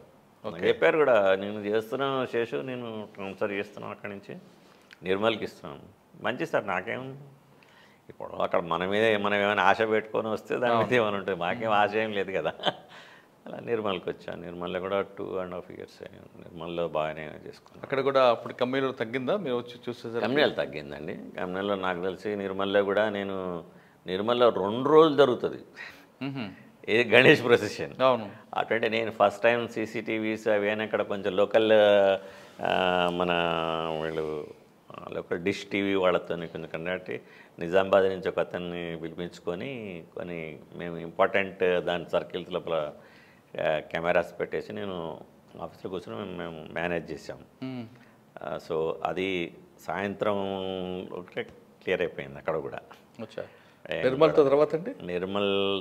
నిర్మల్లో కూడా ఒక ఇన్సిడెంట్ జరిగిందండి. నిర్మల్లో ఒక పిల్లవాడు చనిపోయాడు నిధుల కోసం, గుప్త నిధుల కోసం అని చెప్పేసి.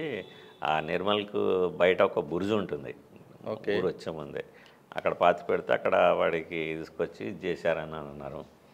సో అది కూడా ఆ అక్యూజ్ కూడా పట్టుకోవడం. కొంతమంది దాని లోపల గుంటూరు నుంచి కొంతమంది వచ్చేసి అప్పుడు పోలీసులు సరిగ్గా చేయలేదు అది ఇది అన్నారు. మీరు ఏమన్నా చేసుకోండి, మేము ఉన్నది మాత్రం దాచిపెట్టేది లేదు అని అని కూడా పట్టుకున్నాం.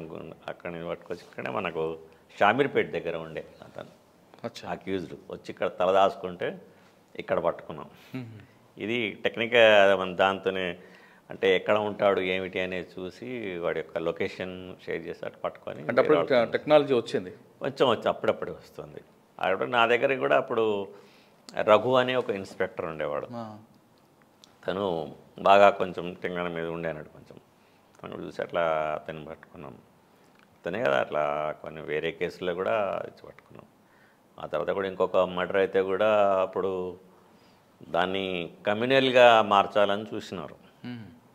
అయితే సో అప్పుడు నేను అప్పుడు ఎక్కడైనా కానీ నేను ఏం చేసేవాడినంటే ఈవెన్ సిద్దిపేట నుంచి కూడా ఒక ఇక్కడ ఎడ్యుకేషన్కు కంట్రోల్ చేయడానికన్నా ఒక 20 మందిని అట్లా నేను మంచి వాళ్ళని తీసుకొచ్చి పెట్టేవాడిని అన్నట్టు. డిఎస్పీ పార్టీనా? DSP party. సో ఈరోజు ఇక్కడ మినిస్టర్ గారు ఇక్కడికి పోతున్నారు అంటే అక్కడికి పోవటం, ఆ ముందే అక్కడ ఏమన్నా చూసుకోవటం, ఎవరన్నా ఉంటే అటువంటి ఇమీడియట్గా లిఫ్ట్ చేయడానికి ఈ ఇట్లా పార్టీని పెట్టి నేను ఆర్గనైజ్ చేసేవాడిని. అదే ఈవెన్ నిర్మల్లో కూడా నేను చేసేవాడిని. ఆ పార్టీతోనే నేను ఈ గణేష్ ప్రొసెషన్స్ అవన్నీ కూడా చేసేవాడిని. అంటే ఎక్కడ వెళ్తే అక్కడున్న స్టాఫ్ని తీసుకుని అక్కడున్న స్టాఫ్ని కొంచెం మంచిగా ఫిజిక్ ఉన్న వాళ్ళని చూసి తీసుకునేవాడిని అన్నట్టు. అట్లా వాళ్ళతోనే నేను ఇది చేసుకోవాలి. నిర్మల్ తర్వాత అంటే నిర్మల్ తర్వాత నేను ఇంటెలిజెన్స్కి వచ్చేసానండి. అదే ఈ నిర్మల్లో కూడా అదే నేను చెప్పిన ముస్లిం చనిపోతే ఒక వర్గం చనిపోతే దాని మీద వాళ్ళు మెంటల్ అసలు కావాలని చంపినారని చెప్పి ఏదో చేసి దాన్ని ఫ్లేరప్ చేయాలని చూసినారు. సో అప్పుడు నేను మా పార్టీని పిలిచాను, అక్కడ పెట్టాను, ఎస్ఐలు అందరూ ఉన్నారు. సో నేనేమో ఆఫీస్లో కూర్చున్నాను. ఎందుకో నాకు అక్కడ ఆఫీస్లో కూర్చున్నప్పుడే ఎస్పీ గారు కొత్తగా వచ్చాడు. ఎవరండి? గజరావు భూపాలరావు గారు. అయితే సార్ వచ్చారు. సార్ చెప్పాము సార్కి, కానీ సార్ అంతగా అంగాలే కావచ్చు, సిచ్యువేషన్ అంత డీప్ ఉంటుందని అనుకోలేదు సార్. ఎందుకంటే అప్పటికి వాళ్ళకి ఇంకా అదే జిల్లా గురించి అంత తెలియదు కదా. సో ఈ లోపల మేము అక్కడ కూర్చున్నాము. ఎస్బీ వాళ్ళు చెప్తాను, సార్ ఎంతమంది సార్ అక్కడేమో మసీదులోనేమో ఫుల్ నిండిపోతూ ఉన్నారు, 144 ఉంది. చెప్పాము బయటికి రావద్దు, ఎవరైనా వచ్చి వెళ్ళిపోవాలని. లేదు వాళ్ళు వెళ్ళిన దాంట్లో కూడా ఆ గ్రూప్ లోపల ఇద్దరు చీలిపోయారు అన్నట్టు. ఒకళ్ళేమో అనవసరం ఎందుకు పోలీసులు కరెక్ట్గా చేస్తున్నారు, ఎందుకంటే ఆల్రెడీ నేను ఉన్నాం కాబట్టి తెలుసు కదా వాళ్ళకు నేనేం చేస్తాను ఏమిటి అనేది. సో దాన్ని బట్టేసి వాళ్ళు లేదని చీలిపోయారు అన్నట్టు. చీలిపోతే కూడా కావాలని, ఎందుకంటే వాళ్ళ రూలింగ్ నడవాలని చెప్పేసి. సో వాళ్ళు బయటకు వస్తే మేము చెప్పాను, నేను బయటనే కూర్చేసుకొని కూర్చున్నాను. నేను వాళ్ళు వచ్చారు, పోవద్దు ఇక్కడ 144 ఉంది, మీరు ఏమన్నా కానీ ఇప్పుడు ఇవ్వకూడదు అని 5-10 మంది పోతుంటే ఆడియో గారికి ఇవ్వచ్చు మేడం చెప్తే లేదు వినలేదు. వాళ్ళు చూడుకొని వచ్చేసినాను. నేను కూడా ఏమనలేదు. మిగతా వాళ్ళకి నేను లోపల నాకు కూడా తెలిసి ఉన్న వాళ్ళకి చెప్తే వాళ్ళందరూ కూడా వాళ్ళు బయటికి వెళ్ళిపోతున్నారు. నేను ఇంకో రూట్లో వచ్చేసాను. ఆఫీస్ కంటే ముందు వచ్చాను. వీళ్ళందరూ అక్కడికి వచ్చినారు. ఆపాను ఆడియో ఆఫీస్ దగ్గరికి. రాకముందే ఆపాను అన్నట్టు. ఉండొద్దనంటే ఓనే ఎగిరారు. స్టార్ట్ దండం దశగుణం భవేత్. ఎక్కడ చల్ల చెదరైపోయారు. అది అప్పుడు సార్ నన్ను అడిగారు, అరే ఇంత సీరియస్ ఉంటే నాకు చెప్పలేదు సార్. సార్ సీరియస్ ఏం sir, I can control. First నుంచి నాకేంటంటే నాకు ఒకటి ధైర్యం అనే ఉండేది, ఐ కెన్ కంట్రోల్ ఎనీథింగ్ అట్లా. సో ఆ రకంగా నేను వేసుకుంటూ వచ్చాను. ఆ తర్వాత ఇంటెలిజెన్స్కి వచ్చాను. సార్ అప్పుడు డీజీ గారు ఇంటెలిజెన్స్కి వచ్చారు. సిపి తర్వాత ఇక్కడికి వచ్చారు కదా, ఇంటెలిజెన్స్కి వచ్చారు. సార్ ఇక మమ్మల్ని అందరూ తీసుకున్నారు. మళ్ళీ ఇంటెలిజెన్స్లో ఉన్నాము. ఇంటెలిజెన్స్లో ఉండి ఎలక్షన్స్ జనరల్ ఎలక్షన్స్. ఆ తర్వాత రిటైర్ అయిపోయాను. ఇంటెలిజెన్స్ రిటైర్ అయ్యారు మీరు? అవునండి. ఓకే సార్, మీరు మొత్తం సర్వీస్లో మాబ్ని ఎలా కంట్రోల్ చేయాలనేది మీకు అడిగాక వస్తుందండి. రాగానే మీరు ఫస్ట్ మీరు బైంసా విషయంలో తీసుకుంటే వాళ్ళు రాగానే వెంటనే లాఠీ చార్జ్ చేయకుండా, అంటే ఒక ఈ సిచ్యువేషన్ డీల్ చేయడానికి ప్లాన్ ఆఫ్ యాక్షన్ ఎలా మారుతుండాలి, లేదు మన ప్రజెన్స్ ఆఫ్ మైండ్ ఎలా చేంజ్ చేయాలన్నది మీరు బైంసా చెప్పారు. అన్నిటికీ అదే మంత్రం పనికిరాదేమో కదా? ఎస్. ఎప్పుడు కూడా మనము ఒక దగ్గర కొట్టంగా సింగిల్గా ఉన్న కొట్టింది వేరు, మాబ్లో ఉన్నప్పుడు సైకాలజీ వేరు ఉంటుంది. మాబ్ సైకాలజీ ఎప్పుడు ఊరికొస్తుంటుంది. అప్పుడు అక్కడ మనం ఎంతవరకు మనము అక్కడ ఫోర్స్ యూజ్ చేయాల్సిన అవసరం, తగ్గించి వాళ్ళకు మంచి మాట కాదు ఇలా కాదు అంటే వింటారు. పబ్లిక్ వినకుండా ఎప్పుడు ఉంటారు, అన్లెస్ దాంట్లో కొంతమంది ఎగేసే వాళ్ళు ఉంటారు. కానీ ఆ సిచ్యువేషన్ తగ్గట్టు మనం యాక్ట్ చేయాలి. మనం ఎంతవరకు అంటే ముందు మనం తగ్గించే ప్రయత్నం వెనుక పొమ్మనే చెప్పాలా. దానివల్ల ఏమైతుంది, ఎప్పుడైతే మన ఫోర్స్ కూడా మనకు ఎక్కువ ఉన్నప్పుడు చూసేసి పబ్లిక్ దాంట్లో వెళ్తారు. కొంతమంది మూర్ఖులు కొంతమంది మిగిలి ఉంటారు, అప్పుడు డీల్ చేసుకుంటారు. కానీ అన్నిటికీ లాఠీ చార్జ్ అనేది కాదు, మంత్రం కాదు, అది సొల్యూషన్ కాదు, ఎప్పటికీ కాదు అది. అండ్ ఫస్ట్ మాట్లాడుతుండాలి, వాళ్ళు డైవర్ట్ చేస్తుండీ ఉండదు. స్పెసిఫై చేయాలి వాళ్ళని, స్పెసిఫై చేసి. సార్ మీరు డిపార్ట్మెంట్కి వచ్చేసరికి టెక్నాలజీ లేదు కానీ హ్యూమన్ ఇంటెలిజెన్స్ ఎక్కువ ఉంటుంది. అవును, మీరు హ్యూమన్ ఇంటెలిజెన్స్లోనే డెవలప్ చేసుకుంటూ ఎక్స్చేంజ్ ఆఫ్ ఫైల్ చేసుకొస్తున్నారు మీకు. అవును, తర్వాత టెక్నాలజీ యాడ్ అయింది. ఇప్పుడున్న ఆఫీసర్లు టెక్నాలజీ మీద బాగా డిపెండ్ అవుతున్నారు. ఈ డిపెండ్ అవ్వడం వల్ల హ్యూమన్ ఇంటెలిజెన్స్ అన్న వింగ్ని మర్చిపోతున్నారు అనేది భావన వస్తుందంటారా? తప్పనిసరి అండి. ఎందుకంటే ఇప్పుడు నేను ఒక చిన్న ఇన్సిడెంట్ చెప్తాను. నేను సిటీలోనే మాకు తెలిసిన అబ్బాయి పోతుంటే కారులో వస్తుంటే ఆ పక్కన మోటార్ సైకిల్ మీద రేస్ చేసుకుంటూ వచ్చినారు. ఇడితే ఏంటి అది అని అంటే సార్ అని దిగి 4 కొట్టారు. ఈ పిల్లవాడు పోలీస్ స్టేషన్కి వెళ్ళేసి చెప్పాడు, ఇట్లా నన్ను కొట్టారు, అక్కడ మోటార్ సైకిల్ మీద వాళ్ళు అంతా గోల చేస్తున్నారు అని అంటే నన్ను అకారణంగా కొట్టారు అని చెప్తే, మీరు చెప్పండి సార్ నేను ఇక్కడనే ఉన్న దెబ్బలే అంటే, నేను పోలీస్ స్టేషన్కి అడిగాను అంటే మరి అంటే హాస్పిటల్ పంపించాను సార్. హాస్పిటల్ కాదు మరి కొట్టిండ్రు కదా అతన్ని ఏంటి అని అంటే, సార్ అక్కడ సీసీటీవీలో ఏం రికార్డు కాలేదు కదా సార్. అంటే ఎలా అయిపోయిందంటే టెక్నాలజీని ఉపయోగించుకోవాలి. ఇప్పుడు కుక్క ఉందంటే కుక్కను పట్టుకొని మనం డాగ్స్ పని పట్టుకొని బట్టి దానికి హ్యూమన్ ఇంటెలిజెన్స్ కూడా మనం ఉపయోగించాలి. ఊరికే అది వాసన చూపించింది కదా అని అంటే దానికి మటన్ వాసన వచ్చిందా ఏమొచ్చిందా అని కదా మనం కూడా ఆ టైంకి చూడాలా. సో ఇది కూడా ఇక్కడనే టెక్నాలజీ ఉపయోగించాలి కానీ దాని మీదనే పూర్తిగా ఆధారపడితే కాదు. అది మనకి ఎంతగా అవన్నీ ఎయిడింగ్ ఫ్యాక్టర్స్ ఇవన్నీ కూడా ఇన్వెస్టిగేషన్ లోపల. అంటే ఇప్పుడున్న ఆఫీసర్లు నెక్స్ట్ జనరేషన్ కూడా టెక్నాలజీతో పాటు హ్యూమన్ ఇంటెలిజెన్స్ వాడాలంటారు. తప్పనిసరిగా, లేకపోతే వాళ్ళు మనలేరు. ఇప్పుడు ఎందుకంటే అన్ని చోట్ల ఉండాల్సిన అవసరం లేదు. ఇప్పుడు రేపు డిలే జరుగుతుంది కొన్ని చోట్ల అంటే అదే అక్కడ లేదు కదా. ఇప్పుడు క్రిమినల్స్ కూడా టెక్నాలజీ వాడకుండా నేరం చేస్తున్నారు, అప్పుడు ఏం చేయాలి? అట్లా ఉండదు. ఎందుకంటే మారుతున్న కాలంతో పాటు ప్రతి ఒక్కళ్ళు కూడా టెక్నాలజీ యూజ్ చేస్తుండే, వాడు చూసుకుంటూ ఉంటాడు, వాడు దానిలో అదే తప్పు చేస్తాడు. అదే వాడు యూజ్ చేసినా ఇక్కడ ఇప్పుడు ఒక్కోసారి మనం చూస్తాము ఇక్కడ ఎంతమంది ఎన్ని సెల్స్ ఇక్కడ యాక్టివేట్ అయినాయి అని చెప్పి చూస్తాం అనుకోండి. తర్వాత పోయి చూస్తే తర్వాత అక్కడెక్కడో ఉంటుంది. మళ్ళీ వాడు 2 రోజులు మానేసినా కానీ మళ్ళీ తర్వాత 3వ రోజు యాక్టివేట్ చేస్తాడు వాళ్ళు. అప్పుడు ఆటోమేటిక్గా ఇది వచ్చేస్తారు అట్లా. అంటే ఎప్పుడు పాత పద్ధతులు కాకుండా క్రమేపీ మనం సిచ్యువేషన్ ప్రకారం మనం కూడా పోలీస్ సపోర్ట్ అవ్వాలి. ఇన్వెస్టిగేషన్ స్కిల్స్ కూడా మనం డెవలప్ చేసుకోవాల్సిన అవసరం. ఎప్పటికప్పుడు ట్రైనింగ్ అనేది దట్ ఈజ్ నెసెసరీ. పోలీస్కి ఎప్పటికప్పుడు ట్రైనింగ్ అనేది కూడా చెప్తూ ఉండాలి. తర్వాత మనం ఇప్పుడు చూస్తే కొంతమంది ఈ మధ్యకాలంలో కూడా చూశాను, కొంతమంది సబ్ ఇన్స్పెక్టర్స్ వీళ్ళు ఆత్మహత్యలు చేసుకున్నారు. పోలీస్ అంటేనే అన్నిటికీ కూడా గట్టిగా నిలబడాల్సిన అవసరం ఉంది. కొంతమంది దుర్బలం వీక్ అయిపోతున్నారు. ఎందుకు మరి అంటే మరి చదువుకున్న వాళ్ళు చదువుకోలేని వాళ్ళు అని అంటే, నేను యాజ్ ఎ ప్రొబేషనర్గా ఉన్నప్పుడు మేము ఒకటి చూసాం. మేము ఒక ఒక పాత కానిస్టేబుల్ని పంపించాం. ఒక ఊర్లో గొడవ అవుతుంది చూసి రాకపోమని చెప్పేసి ఇంకొక కానిస్టేబుల్ని పంపించాం, చదువుకున్న వాడిని. చదువుకున్న కానిస్టేబుల్ ఏమంటాడు కదంటే, ఏముంది అక్కడ పాడుపడ్డదా, అయిపోయింది, అందరు వెళ్ళిపోయినారు అని చెప్పేసి వచ్చేసాడు. ఏం లేదు సార్ అక్కడ అంత వెళ్ళిపోయినారని. ఈ చదువు రానివాడు ఎవడవుతున్నాడో వాడు పోయి చూసి, సార్ అక్కడ ఇన్ని ఇండ్లు ఉన్నాయి, ఇది కారణమైంది, ఇక్కడ కారణమైంది అని. అంటే చదువుకున్నవాడు ఏం చేస్తున్నాడు, తప్పించుకోవడానికి చూస్తున్నాడు. ఇప్పుడు డిపార్ట్మెంట్ లోపల ఏమవుతుంది కదా అని అంటే, డిగ్రీ చదివినవాడు కానిస్టేబుల్ అవుతున్నాడు, డిగ్రీ చదివినవాడు ఎస్ఐ అవుతున్నాడు, డిగ్రీ చదివినవాడే ఐపీఎస్ కావచ్చు. సో ఎంతసేపు అక్కడ ఏమవుతుంది, ఆ డ్యూటీలు ఎక్కువైపోయేసి వాటిని ఎదుటి వానితో పోల్చుకుంటున్నాడు. పోల్చుకొని ఇన్ఫీరియారిటీ సుపీరియారిటీ ఇవన్నీ బయలుదేరుతున్నాయి. బయలుదేరి వాళ్ళ వాళ్ళు ఎంతసేపు ఇట్లా. ఓకే సార్, ఇంకా మీ వ్యక్తిగత విషయంకి వస్తే పోస్టింగ్లు వెళ్తున్నారు, అక్కడ ఏదో ఇష్యూ అవుతుంది, మేము తీసుకొచ్చి ట్రాన్స్ఫర్ చేస్తున్నారు. మరి మీ ఫ్యామిలీ పిల్లలు చదువు ఏ విధంగా అయిందండి? అట్లేనండి, మా ఫ్యామిలీలో అటువంటి ఎందుకంటే మేము దాదాపుగా, ఎందుకంటే మా పోలీస్ ఫ్యామిలీ కాబట్టి మాకు అందరికీ ట్రాన్స్ఫర్స్ అని తెలుసు. తర్వాత మా పిల్లల చదువు అది ఇబ్బంది అవ్వలేదు ఎక్కడ కూడా? అదే అయింది దాదాపుగా. నేను కూడా అంటే ఇప్పుడు నా పెద్ద అబ్బాయి అప్పుడు డెలివరీ అయినప్పుడు, మా మెసేజ్ డెలివరీ అయినప్పుడు పేరు పెడతారు రమ్మంటేనే పోలేకపోయినా. అయ్యో, అప్పుడు మొదలనే ఉంటే నేను లీవ్ దొరకలేదు, పోలేదు. సో అట్లా అయినాయి. మారిపోతున్నారు కదా, 2 నెలలకు ఒకసారి, సంవత్సరానికి ఒకసారి, 2 సంవత్సరాలకు ఒకసారి. దానివల్ల కూడా మేము పిల్లలకు దూరం అయినాము అనుకుంటున్నాను. అంటే వాళ్ళకు అంటే ప్రేమ అనేది కూడా కొంచెం ఇదైపోయింది అట్లా. కానీ మేడం పంచలేకపోయినాము. మేడం ఉండేది, మేడం చూసుకునే తను. ఏం చదువుతున్నారు పిల్లలండి?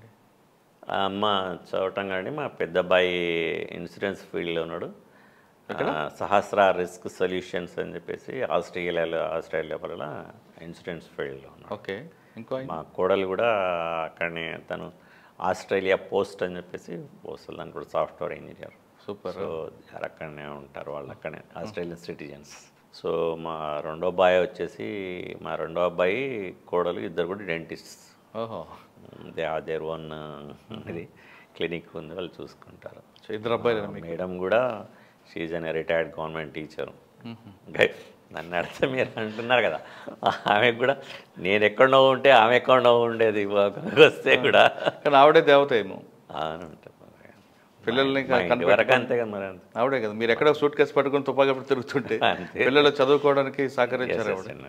పోలీసులో మెయిన్ ఫ్యామిలీ సపోర్ట్ అనేది కూడా చాలా ఇంపార్టెంట్. ఎందుకంటే మేము ఎన్నో రకాల దాంట్లో ఇన్వాల్వ్ చేస్తుంటాం. ఇప్పుడు యాక్చువల్గా నా దృష్టిలో పోలీసు ఆఫీసరే అసలు దిలీప్ కుమార్ కంటే గొప్ప నటుడు అనుకుంటాను. ఇప్పుడు నీతో మంచిగా మాట్లాడాలా, ఈ లోపల గొడవడితే మళ్ళీ అక్కడ మారిపోతాం. మేము ఎంత స్ట్రెస్కి లోనవుతాం, సరిగా టైంకు తిండి ఉండదు. ఈ రోజుల్లో మరి ఇక్కడ దొరుకుతుందో నాకు తెలియదు, కానీ అప్పట్లో అయితే మాకు సరే టైం మార్నింగ్ బయలుదేరితే, ఇప్పుడు నేను సిద్దిపేట చెప్పాను, మార్నింగ్ బయలుదేరితే పోలీస్ స్టేషన్లు చూసుకుంటూ తిరిగే వరకు మాకు సాయంత్రం అయిపోయింది. ఎక్కడ తినేవాళ్ళము, ఎక్కడ పోయడం, అక్కడక్కడ టీలు తాగడం, ఇది చేసుకోవడం, ఇవే ఉంటుంది కదా మాకు. సార్ అప్పుడు నక్సల్స్ మూమెంట్ ఉన్నప్పుడు ఉన్న ఓరియంటేషన్ ఇప్పుడులో ఉన్న ఆఫీసర్కి ఆ ఓరియంటేషన్ పోయింది అనుకోవచ్చా, పెరిగింది అనుకోవచ్చా? అంత ఓరియంటేషన్ అంటే ఫస్ట్ ఆఫ్ ఆల్ మూమెంట్ అంత లేదు. లేకపోయినా అంటే స్ట్రెస్ ఉన్నప్పుడు అనేది, ఇప్పుడు వెహికల్ నడుపుతున్నప్పుడు మనకైతే మొత్తం అంతా మనం ఎలా అయితే చూస్తుంటామో అది వేరు. లేనప్పుడు కొంచెం రిలాక్స్గా పోతూ ఉంటాం కదా. కానీ ఆ రిలాక్స్ అనేది ఎప్పటికైనా డేంజర్ అయ్యే అవకాశం. డేంజర్, తప్పనిసరిగా డేంజర్. ఎందుకంటే ఈరోజు పోయినంటే వాడిని ఎంతమంది మీకు చెప్పాను నేను, ఒక అడుగు మనం వెనక్కి వేసినామంటే అదేదో మనం భయపడి పారిపోయినట్టు కాదు, మన ఫ్యూచర్ గురించి అయినట్టు. ఇప్పటికీ నక్సలిజం మన దగ్గర తగ్గింది, బట్ వెరీ ఏరియాస్లో ఉంది కదా. ఇప్పుడు ఛత్తీస్గఢ్ సైడ్ ఉంది కదా, మరి అటు నుంచి ఎప్పుడైనా రావడానికి అవకాశం ఉంది. అప్పుడప్పుడు దాటుతూ ఉంటారు వాళ్ళు. సార్ ఫైనల్గా చెప్పండి, డిపార్ట్మెంట్లోకి వచ్చే వాళ్ళకి మీరు ఇచ్చే మెసేజ్ ఏంటి? డిపార్ట్మెంట్ అనేది ఎప్పుడు కూడా పోలీసు ప్రజలకు ప్రభుత్వానికి మధ్య ఒక బ్రిడ్జ్ లాంటిది. దీన్ని ఎంతసేపు ఏమిటంటే మన పర్సనల్ దానికి కాకుండా ప్రజలకు సేవ చేయడానికి ఉపయోగించుకుంటే చాలా బాగుంటుంది. అట్లా అని చెప్పేసి తమ ఫ్యామిలీస్ని కూడా నెగ్లెక్ట్ చేయకూడదు. వాళ్ళు ఫ్యామిలీస్ని కూడా చూసుకోవాల్సిన అవసరం ఉంటుందండి. ఓకే. పోలీస్ డిపార్ట్మెంట్ అనేది ప్రజలకు ప్రభుత్వానికి మధ్యన ఒక బ్రిడ్జ్లో అంటూ పోల్చారు శేషు గారు. ఖచ్చితంగా బ్రిడ్జే. ప్రజల యొక్క బాధలను ప్రభుత్వానికి తీసుకువెళ్ళడం కానీ, ప్రభుత్వ పథకాల ప్రజల దగ్గర తీసుకురావడానికి కానీ ఈ బ్రిడ్జ్ అనేది చాలా సహకరిస్తుంటుంది. కాబట్టి పోలీస్ డిపార్ట్మెంట్ అంత తక్కువ అంచనా వేయద్దు. అన్నిటికీ ఇంపార్టెంట్, ప్రజలకు సేవ చేయాలంటే ఖచ్చితంగా పోలీస్ డిపార్ట్మెంటే ది బెస్ట్ ప్లాట్ఫామ్. ఖచ్చితంగా అందరూ పోలీస్ డిపార్ట్మెంట్ రండి. అది కానీ డబ్బు కోసం రాకుండా ఒక ప్యాషన్గా పనిచేయండి. ఖచ్చితంగా ప్రజలు ఎప్పటికి కూడా మిమ్మల్ని గుర్తుపెట్టుకుంటారంటూ శేషు గారి యొక్క స్టోరీ తెలుస్తుంది. ఇది వారం శేషు గారితో ఎక్స్క్లూజివ్ ఇంటర్వ్యూ. వచ్చే వారం మరో ఆఫీసర్ మళ్ళీ కలుద్దాం. అంతవరకు నమస్కారం. నమస్కారం. Thank you sir. Thank you. అడగడం